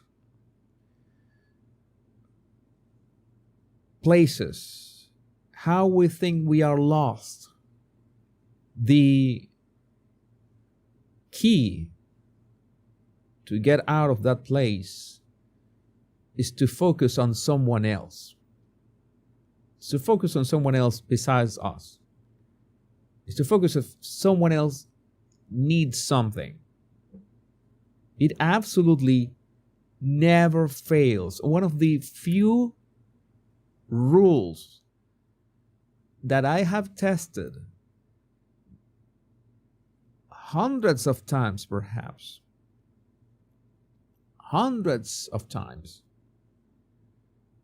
is that if you don't know what to do, if you feel lost, if you feel at a dark place, first thing that you have to do is to not focus on yourself, but focus on what someone else needs. And of course, it's not just focus on their trouble or their problem, but find a way to solve their problem. That not only helps you refocus your energy, that helps you forget about your own troubles for a minute so you can think clearly. You help another person, and that helping another person can be productive in many ways. Not only will maybe you gain a friend, maybe you have a better relationship with your neighbors, but maybe you can even find out that you have a talent or skill for something, and even better, you can maybe build a business from that. Why not? But it will only start when you focus on someone else. And that's paradoxical.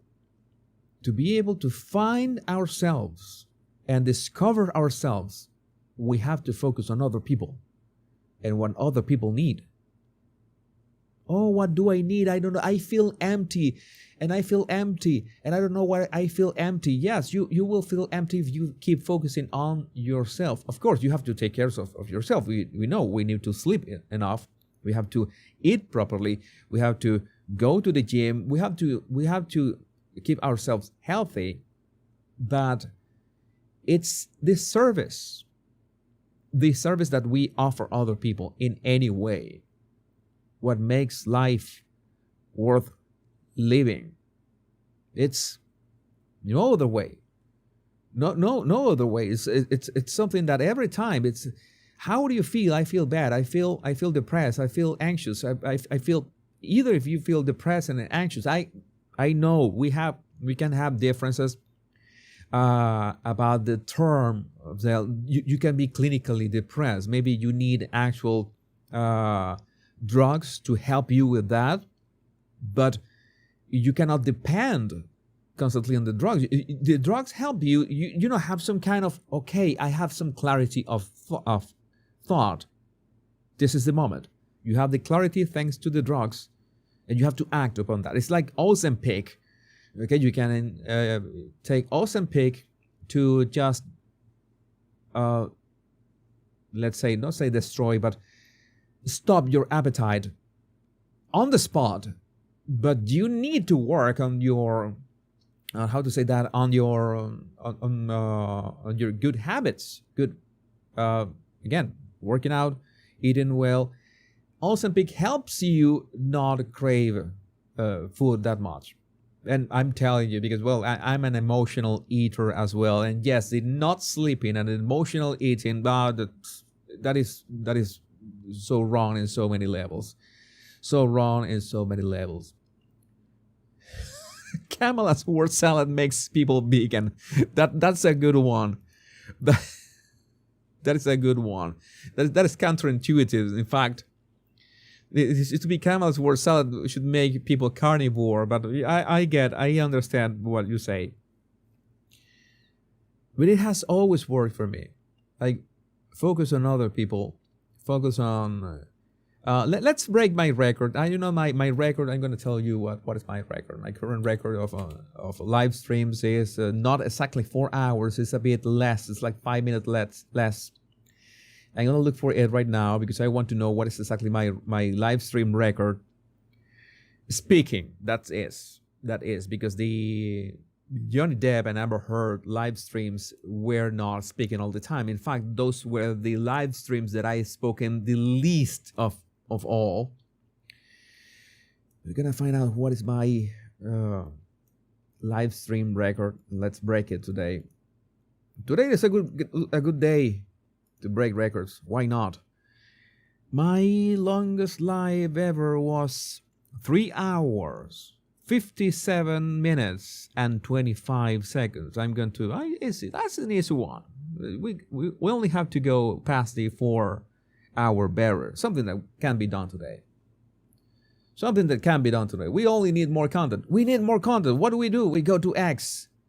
We begin to criticize things. We can talk about this, or maybe talking about your comments. Let me see your comments.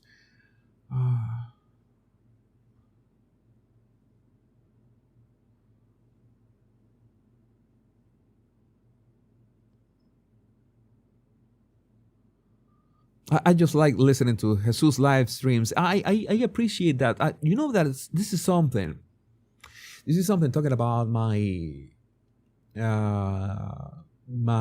going to mention you.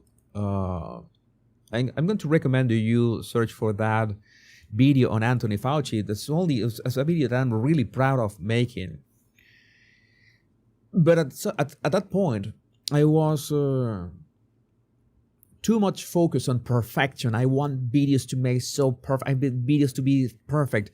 In fact, that was the excuse I came up myself back in the day when I was not making videos, when I was not even thinking of having a YouTube channel, that I don't want to make videos because the videos are not going to turn out the way I want them to be, because I'm a perfectionist and yada yada. Yeah, it's stupid excuse, but you know how it is. In the end, and because of a bet or a challenge, I began to making videos. And of course, the first videos were awful. I remember my very first video. Where's my very first video? I think I have it. It should be around here somewhere. I remember it was in Spanish. My first videos were in Spanish. I don't know why I cannot go to the end of. Okay, I can just flip the date. I have, in fact, I deleted my Spanish videos from here. I took them to my Spanish channel. They should be there.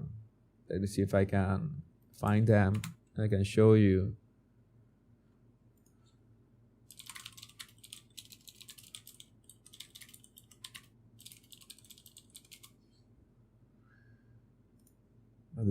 La relación de Taylor Swift y Travis Kelce ha tomado el mundo. Yes, that's me speaking in Spanish. Let me see what. Sí, español.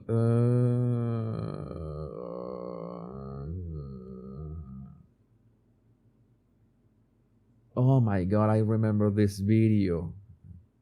That is I'm taking a trip down memory lane. This was not my first video in Spanish, but I remember this one. Let's watch this. Let's laugh at my expense a bit. Ofrecieron un live donde la actitud de él desde el principio era de agresión. Pero ese no es el único instante que nos da pistas sobre lo que realmente ocurre. It was a long time ago in a galaxy far, far away. This was in 2020. It was not 3 years ago, because I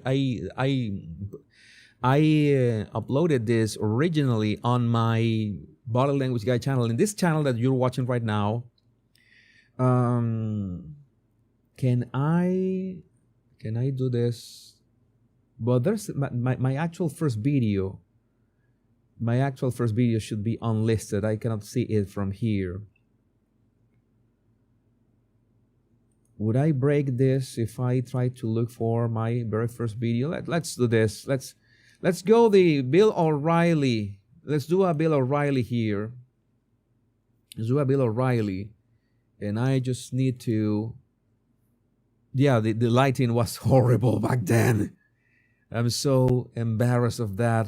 What kind of professional does a shitty lighting like that?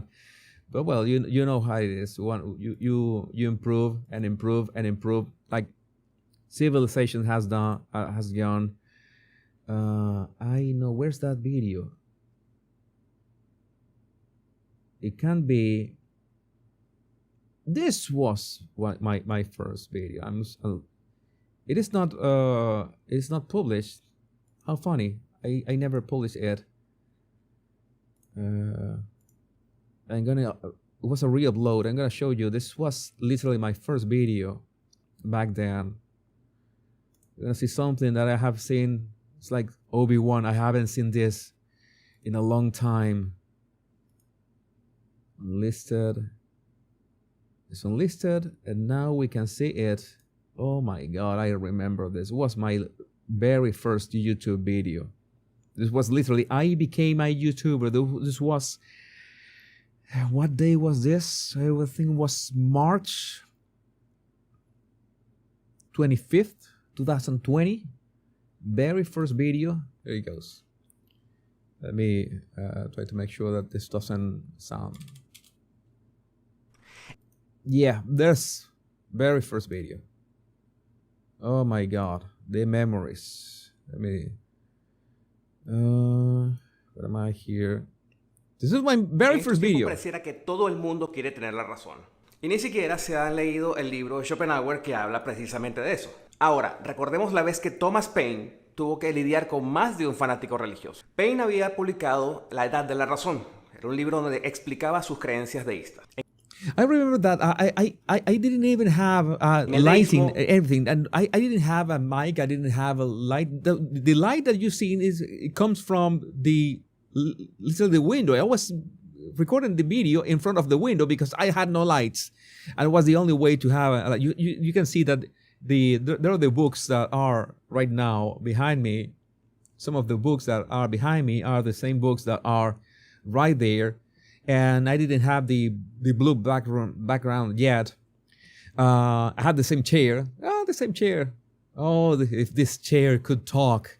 No, wait, that came out wrong. But that was my first ever video, and so much stuff has happened ever since. I was talking about philosophy. I wanted to really make a thinking channel. That's why I was talking about philosophy, about Thomas Paine and including me and Schopenhauer. Dios es responsable por crear todo el universo, pero no puede intervenir en lo que pasa. Obviamente, un montón de teólogos de aquella época querían debatir eso. Un día Paine estaba en Baltimore y se encontró con un ministro de la iglesia swedenborgiana. Cuando el clérigo lo vio, salió corriendo para interceptarlo y presentarse. Señor Paine, soy ministro de la nueva iglesia de Jerusalén. I find it funny because it is like, of course, you can imagine how many hours I have spoken, not only in Spanish, but in English since then. And I hear my voice and I say, what? Yeah, it is not only about the quality of the audio. Of course, it took me a while to nail this setup. But yeah, it's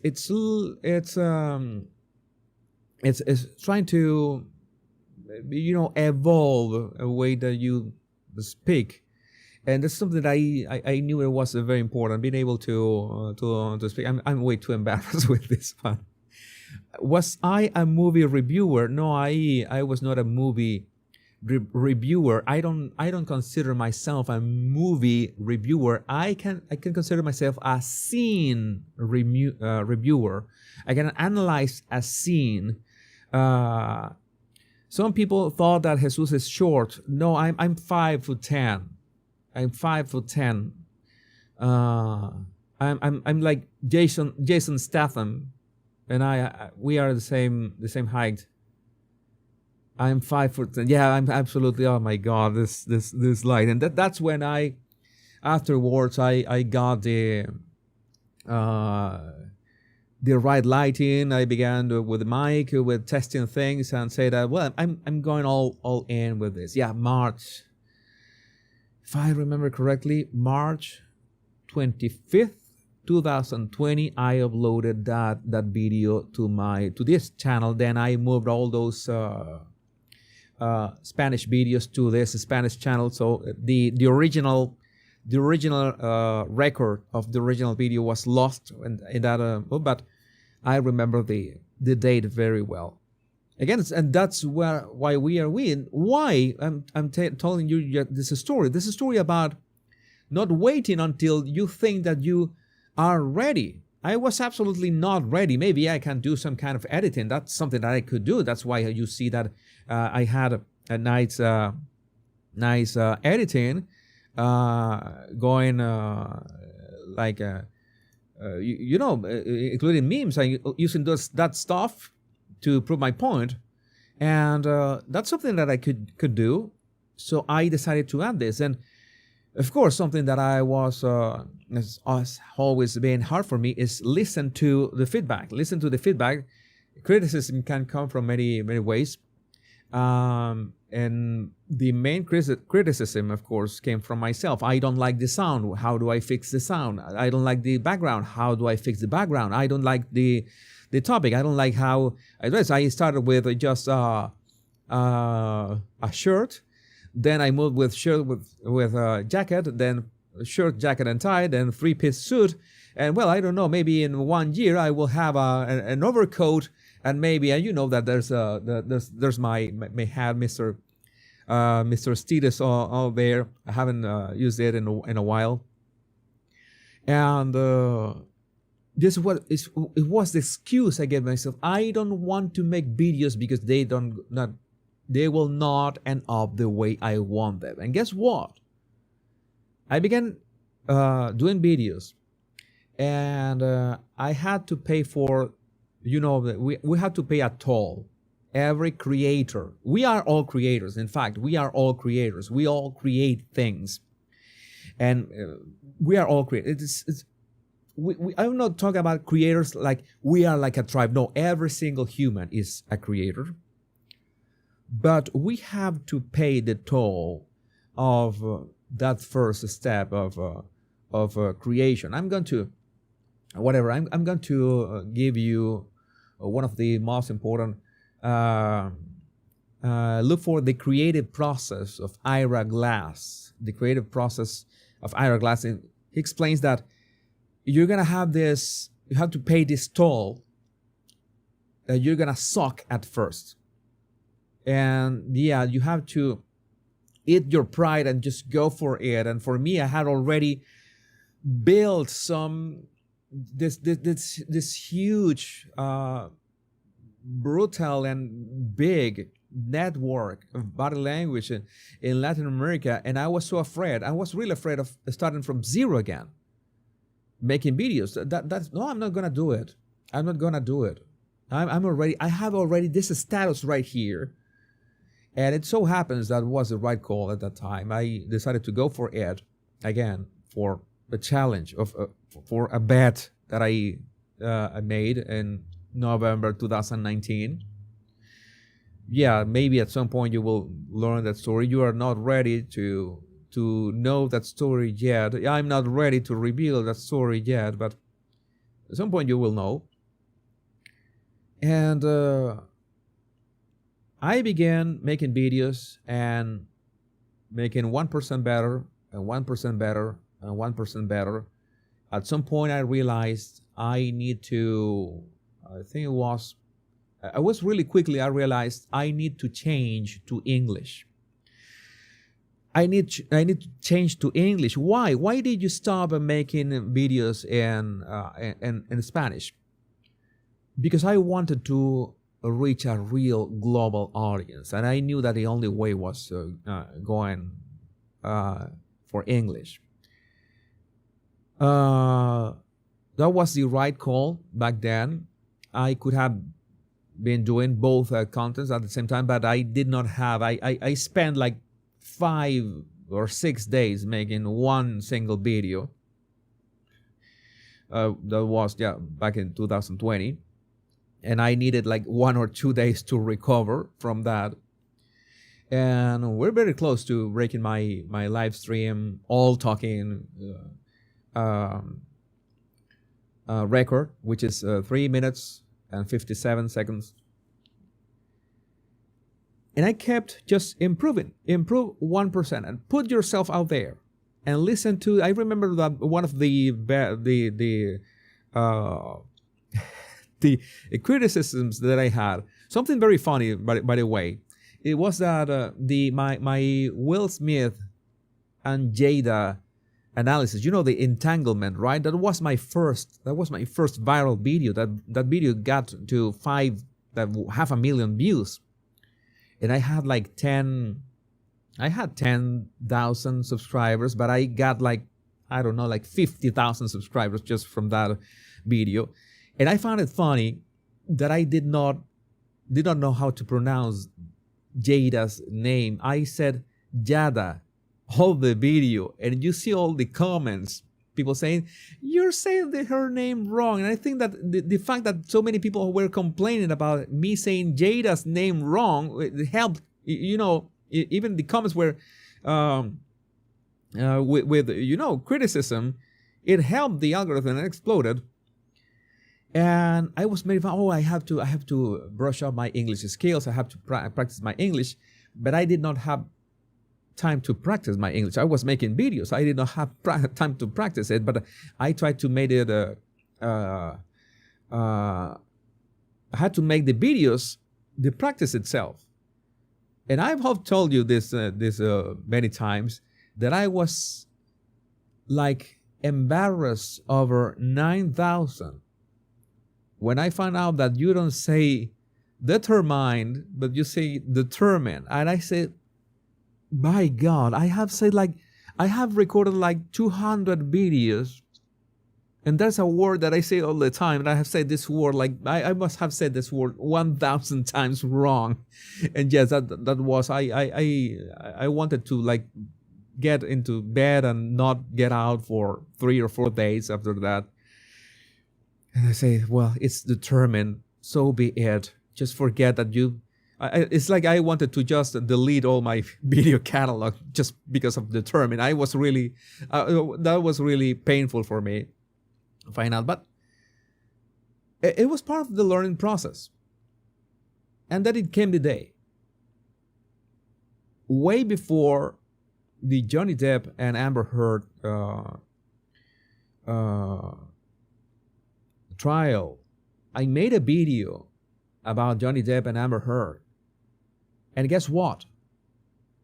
The video came out exactly as I wanted the video to come out. So there were no flaws. Maybe I watched the video right now, of course, with all the knowledge that I understand. I may have more knowledge. I thought that it was flawless. For God's sake, yeah, that's me. That's not natural. But back then, when I made that video, I said, that's it. I just broke the spell. Whatever I said back then on 2019, I won't be making videos, but they are not going to end up the way I want them. I just did it. And I did not stop there. I began making the videos better and better until I realized I have to pivot again. Remember, that's when I began the Harry and Meghan thing was exploding back in the day, and I just went all in. What if we can make one video a day? And I started daily videos. What if I can do live streams? And what if I have a spin-off channel, the Royal Rogue, about royals and non-royals? Let's do this. Has been experiment through experiment through experiment through experiment, and here we are. Has brought us here. My point is, we began talking about Kirk Hammett and how he, even in the face of, okay, I made it, I'm a member of a band, I've joined a band that's exploding. No, I need to improve. I need to go back to Joe Satriani, to teach me how can I handle this? And Joe told him how to handle it. So this is something. This is all connected. Honor all the people who have built civilization. How do we honor them? Well, doing what is right, polishing our skills, keep learning over and over again. This is something. This live stream. This is something that I do, like changing to being able to just grab a video and put and add captions and subtitles in real time and be able to monitor everything. And what we did the other day, having Zoom calls live, is something that I'm still pumped because of that. Something I have never done, and I find it so. Yeah, it's silly. It's that excitement of being able to do it. How close are we? My counter says 3 hours 55 minutes. We're just barely minutes away, 1 minute away, breaking the record. Oh my God, and already got to 680,000 subscribers. So that is another record. That is another record. Oh my God. This is historic in so many ways. Is the official counter is here. 3 hours and the official counter in YouTube says 3 hours 56 minutes and 23 seconds. Well, just 1 minute away. We will be able to break it at least until 4 hours, right? Again, I have made longer lives with not talking all the time. I have never done that. Let's break it. Let's break it. One commandment: be cool, productive, and don't hurt yourself or another. That's great. We're about to get there. I think it's 3 hours, 56 and 25 seconds, something like that. We are 30 seconds away. 30 seconds away with let's talk about well, I'm not gonna change the subject. We only need to be hammering that we need to honor all the people that helped us be here, help us connect with these airwaves. That's it. I have broken my talking all the time live stream record, the 3 hour 57 minutes. Yeah, that has been smashed. I just need to wait a couple minutes until we arrive to 4 hours, more than 4 hours, and that's a wrap. Today has been a great live stream. I knew I wanted to do at least a 3 hour live stream. I didn't expect that we were going to nail 4 hours. You know who was responsible for nailing 4 hours today of live stream? Just stumbling upon Metallica. I could talk about Metallica. I could talk about heavy metal. I could talk about rock. I could talk about guitars and music for hours. It's something that you give me some. Let me. You're in the chat. Where's the chat? Where's my chat? Why my chat is like this? Why? Okay, there you are. My chat. You are the ones. You are the ones who make all this worth it. You're the ones who made this worth it. And again, some of you were asking that question. Do you review movies? I don't think I have the ability.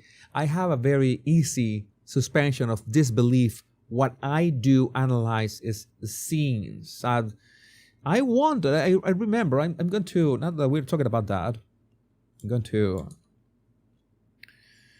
talking about that. There's one scene I wanted to analyze the other day. Oh my God, where it is? I know it was somewhere. It was right here. There you are. There's one scene, one sequence. I'm going to try to make sure to not that YouTube is no copyright infringement for me. Oh, I have to mute this. But there's one scene. There's one scene I wanted to analyze. Just want to mention it. Already 4 hours in. 4 hours. Just 4 hours. Smash that record. This is the scene I wanted to analyze. This is one of my favorite scenes in cinema history. I'm about to show you. Just have to make sure to edit this, because the scene is part of a longer scene, and just to understand the kind of things. Maybe at some point we will do this. Maybe not today. I should take care of my boys. Which movie is this from? Let's see if you can. Let's see who can win some kind of contest. Which movie is this screenshot from? Let's see if you can. Any of you was the first one to say, which movie is this? Is this a screen from? And if you know which movie is, oh my God, oh my God, oh my God. Post Sam, you have my respect. You have my respect. You have my respect. This is just amazing. Just I couldn't imagine. Bobcat also knows. Bobcat also knows. Pulp Fiction. It's from Pulp Fiction. This is something that I thought I had photographic memory. I thought that I had photographic memory for movies. You're just great. Yeah, this is the scene in which Botch tries to escape. I'm sure that YouTube is going to try to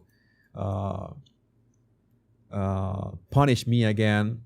This is muted. I'm going to leave it in mute. He tries to flee, leaving Marcellus Wallace with the perverts. And then he looks back. I'm going to really analyze this at some point. From a body language perspective, this is one of my favorite scenes in all cinema history. And Bruce Willis acting here is just solid. And he's going away.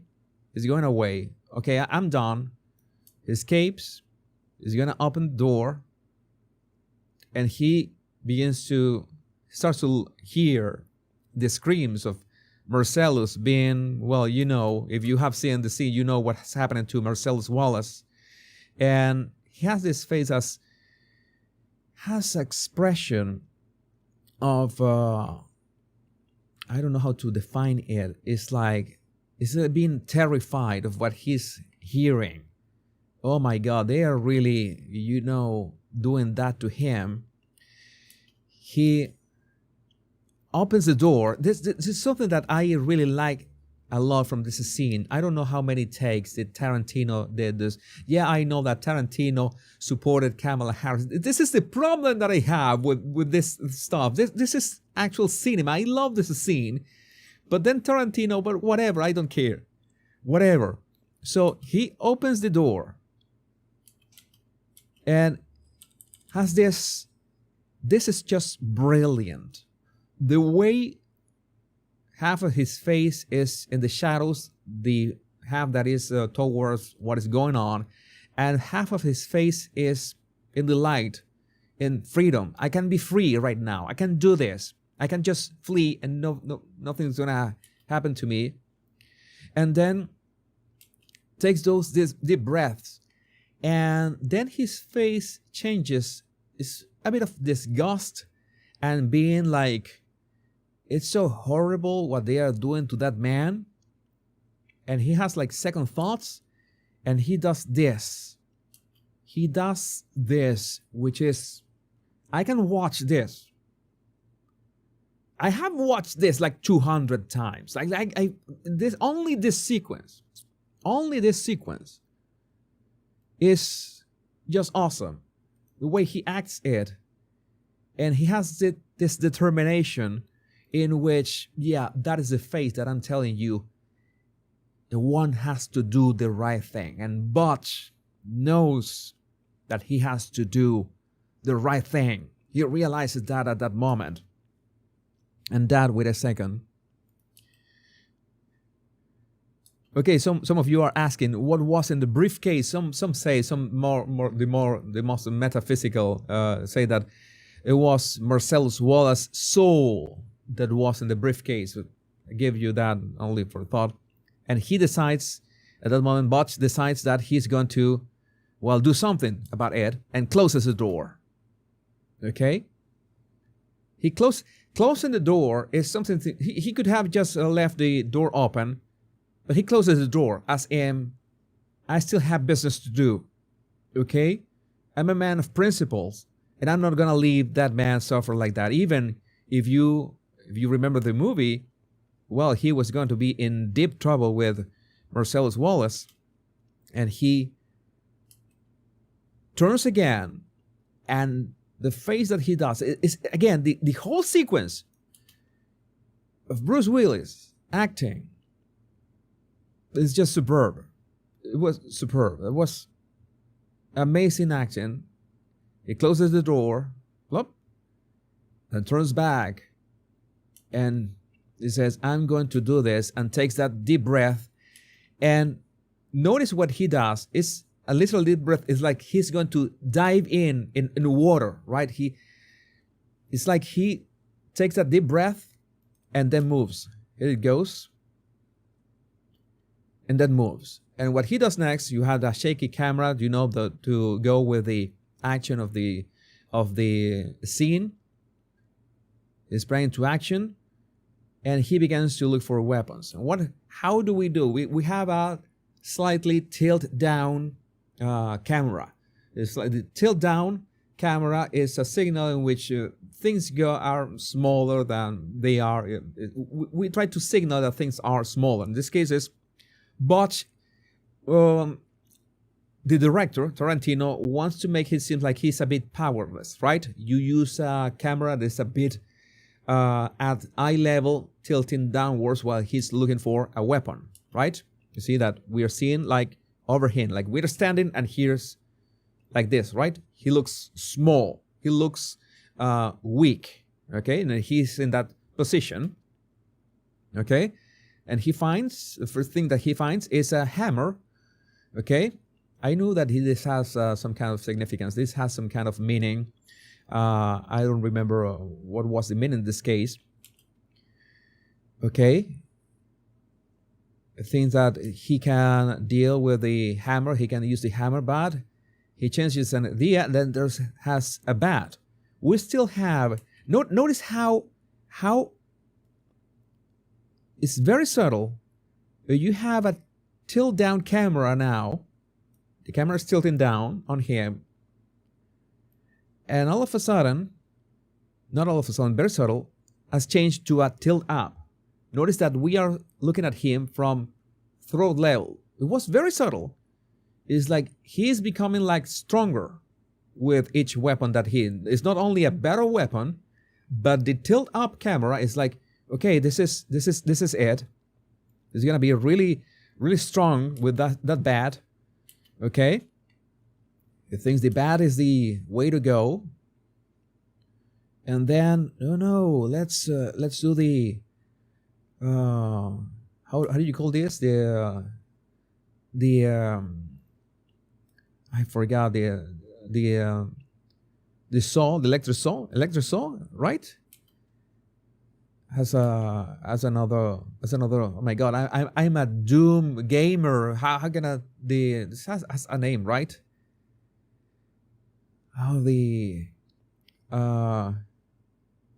This is so embarrassing. I forgot. Chainsaw. Thank you. My God, 4 hours into a live stream. I cannot imagine what is 12 hours into a live stream.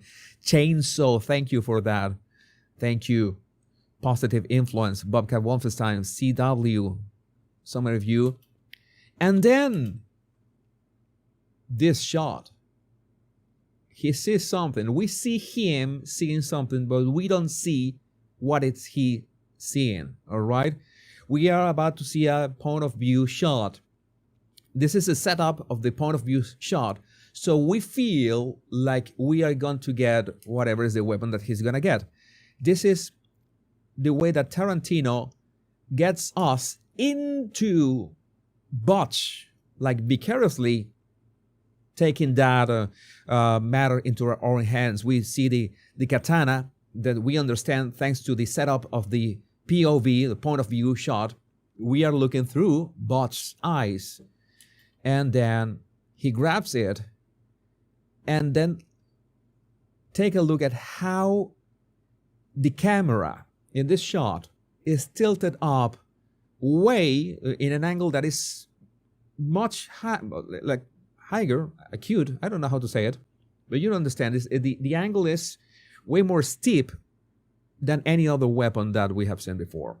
So that's how we go from the tilt down camera. He's looking like weak, like how do I deal with this, until the moment that he is with the katana, with the tailed up, he looks strong. He looks with this line, which is, if this was a graphic, like a graph, like a progress graph, it would be a positive diagonal.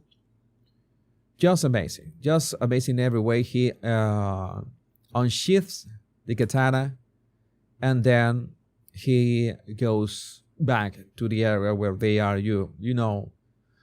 doing that thing to Mr. Marcellus Wallace. And of course, you have the fact that he is going into the shadows. You have the light around him, light on his back, and in front of him is the shadow of what he is going into. His back is going back into the shadows to fight, evil. It's like he is going down into hell, right? Because we have a rather cool lighting here. Cool in the sense like it's not red and then it turns to red again, like where he was before he escaped. That is kind of things that I do. It's something that I wanted to do at some point. Of course, with a bit more time. But I love to analyze all those details and go through those. Especially the battle language that was so good. That battle language was so good at the start. And the way it was directed and the way it was edited. It's just what? How long is this? It's just less than 1 minute, I think. It's less than 2 minutes. It's less than 2 minutes and a complete masterpiece in terms of acting, editing, and just the way that you use the camera to put you or us, the audience, into the action. It was really great. One of my favorite movies, by the way. Not to mention the movie when there with the adrenaline shot, and maybe not the moment when they get the shot itself, but everything that happens when John Travolta is calling his friend, is arriving to his home. That all that is awesome. Well, oh my God, we have talked about so many things. Again, movies. I could be sitting here all day, and I would have no problem talking about movies. Oh my God, I love movies so much. I love video games so much. I love music so much. I could be talking about for hours right now. I found, of course, U.S. politics fascinating because there's so many people in there, so many actors in there, so to speak, that so much happening, of course. And so many odds, real odds. That's why I find it so interesting. And yeah, these elections are different, but it has been so amazing. I need to highlight your super chats. Some of you are sent super chats here on the Battle Language Guy channel. Bold Trader, thank you, Bold Trader, for your super chat. Very kind of you. Brand new. I'd like to buy you a coffee. I appreciate your video, sir. Thank you, brand new. Emo. Emo, we see you here again. Thank you for coming back. I know that you're regular on the Battle Language Guy channel. Zach sent a super sticker, a purple cat. That is from the Cat Ladies. That's nice. I love cats, by the way. That's something that I used to distress. I watch cat videos. Darla Allen. So many celebrities coming out for Kamala right afterwards. Diddy tapes being exposed. Very suspicious. The timing, Darla. I agree. Arielito. It's an honor to be called a deplorable by Hillary. I remember the Escuálidos by Hugo Chavez. Oh, Escuálidos. Yeah, I'm Escuálido. Whatever. Truth Bomb.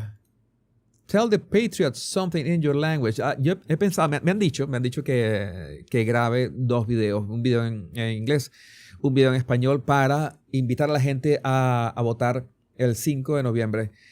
Y creo que es importante, bueno, pues, tanta gente en Estados Unidos que habla español. Y sería bueno, desde mi perspectiva, con el socialismo y con todas estas cosas que he vivido. Por cierto, si hablan español, este es mi español neutro, no es mi español venezolano. Si me pongo a hablar español venezolano, vamos a tener un problema. Ahí sí, si me pongo a hablar español venezolano, ahí sí YouTube me cierra el canal. Yo debería tener un canal español venezolano, pero no sé, en Rumble. Yo creo que hasta Rumble me puede cancelar si me pongo a hablar español venezolano ahí. But yeah, that's one thing that I should record a video both in English and Spanish for all my friends and tell them about what are the stakes. I should write that down. That should be an actual message that I write, and I take the time to write it. Maybe this weekend I could do it, and a short message, short 9 minutes. You know that 9 minutes is my thing, but. Yes, that's something that I absolutely should do, so you can share it with your family and friends. Okay, yeah, soon there. Hey, body language guy, can we talk about Jill Biden and Kamala husband kissing video? We did, so there. Thank you for suggesting that with a super chat. Well.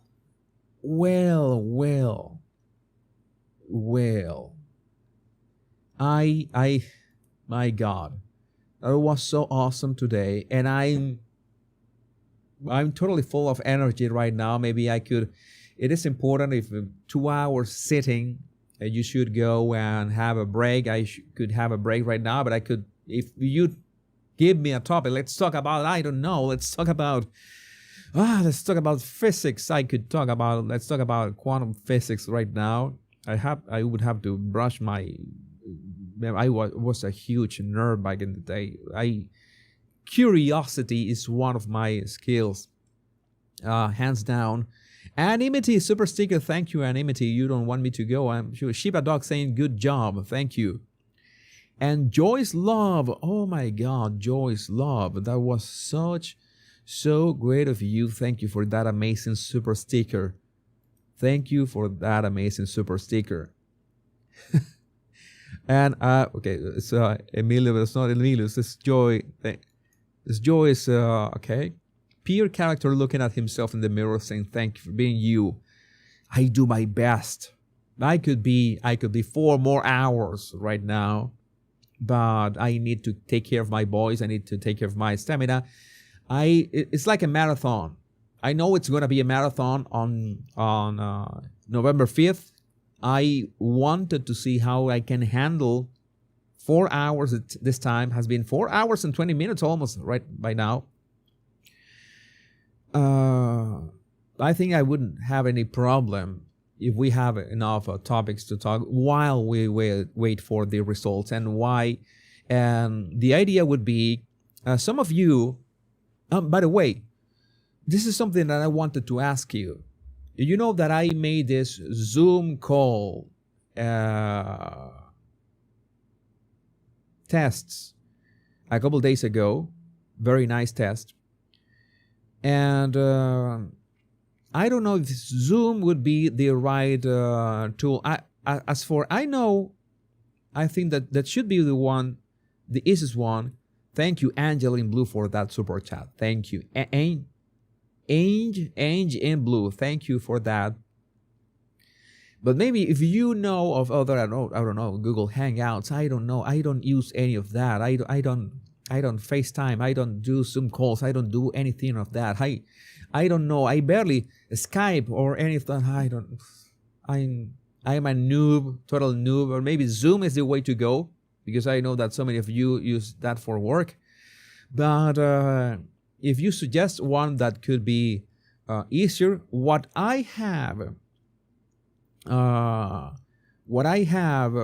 noticed is that if you are connected via a Zoom call, then you should be looking at me in the Zoom call and not looking at me in the YouTube video and the YouTube live stream, because you have a huge delay, like a 10-second delay. So if at any point, it just so happens, if we get to connect on the day of the election live stream and you get on a call in Zoom and I allow you and you're live with me talking about, with having a chat here, Remember to not look at the YouTube live stream because you would have a huge delay. You look at this Zoom call itself because it would be much easier for you to be able to talk with me live. I will be. I understand how can it work, but I will make sure to how to say that. To get that all that sorted out. My brain is about to say, hey, I'm gonna tell you how is my brain right now. How is my brain? I'm gonna show you a graphic description how my brain is feeling right now. I could go on for 4 more hours, but at the same time, I can just understand that. Oh my God! This is all. This is my brain right now. I'm tired, boss. I'm tired, boss. But no, that day I know that we're gonna be pumped. We're gonna have that huge live stream. Again, this helped me a lot to gauge my energy, to gauge how can we talk, gauge how we can jump from one topic to another, and do this for whatever long it takes, as long as I have water, not in a plastic bottle, already know that. And I can have, some quick breaks and maybe have some snacks here and then we will be fine. We could go for a long time, for hours. So, my body language buddies, my name is Jesus Enrique Rosas. I'm the body language guy. And until we meet on another video or another live of any length, remember the most important words: much love and bliss. Take care. Please be safe. I love every single one of you. Bye-bye.